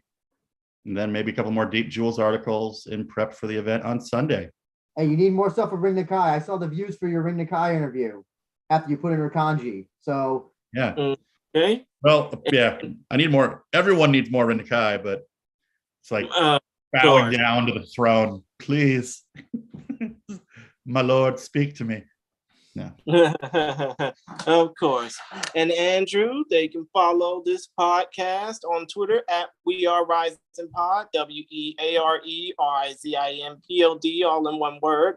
Since I can't really cover the podcast anymore, since you haven't updated it in almost a year, you know, they can check out what's left of it on SoundCloud, but they can definitely follow you on Twitter at abenja1, correct? Yeah, that's correct. And obviously, when it comes down to me, you can follow me on Twitter at ChrisGary92. You can follow the Focus Fights accounts on Facebook. Well, actually, on Facebook and Instagram, it's at Focus Fights. The Instagram is currently under construction right now. It needs to be revamped. The Twitter is at Focus_Fights. And obviously, we got our YouTube channel and our podcast, which is Focus Fights Audio, which is available on Anchor.fm, Spotify, YouTube. Well, hopefully YouTube, if I can get off my lazy ass and update. But obviously on Apple Podcasts, Google Podcasts, and I'm proud to announce that today I have Focus Fights Audio is available to officially check out in the United States and Canada on iHeartRadio. Oh, very cool. Congratulations. Thank you.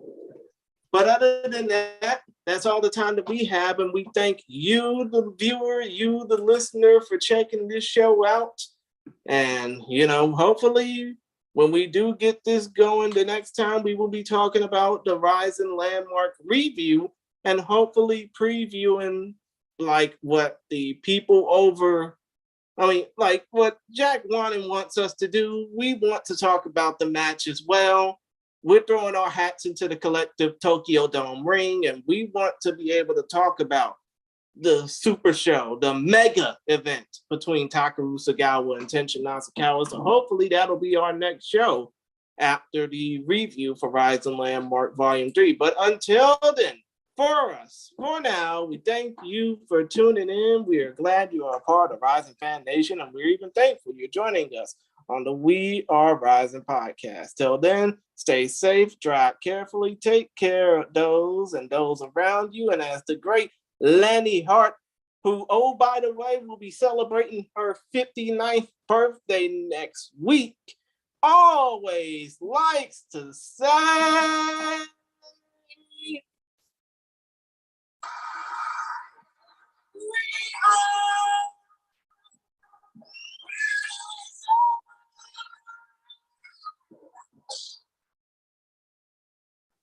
and we out.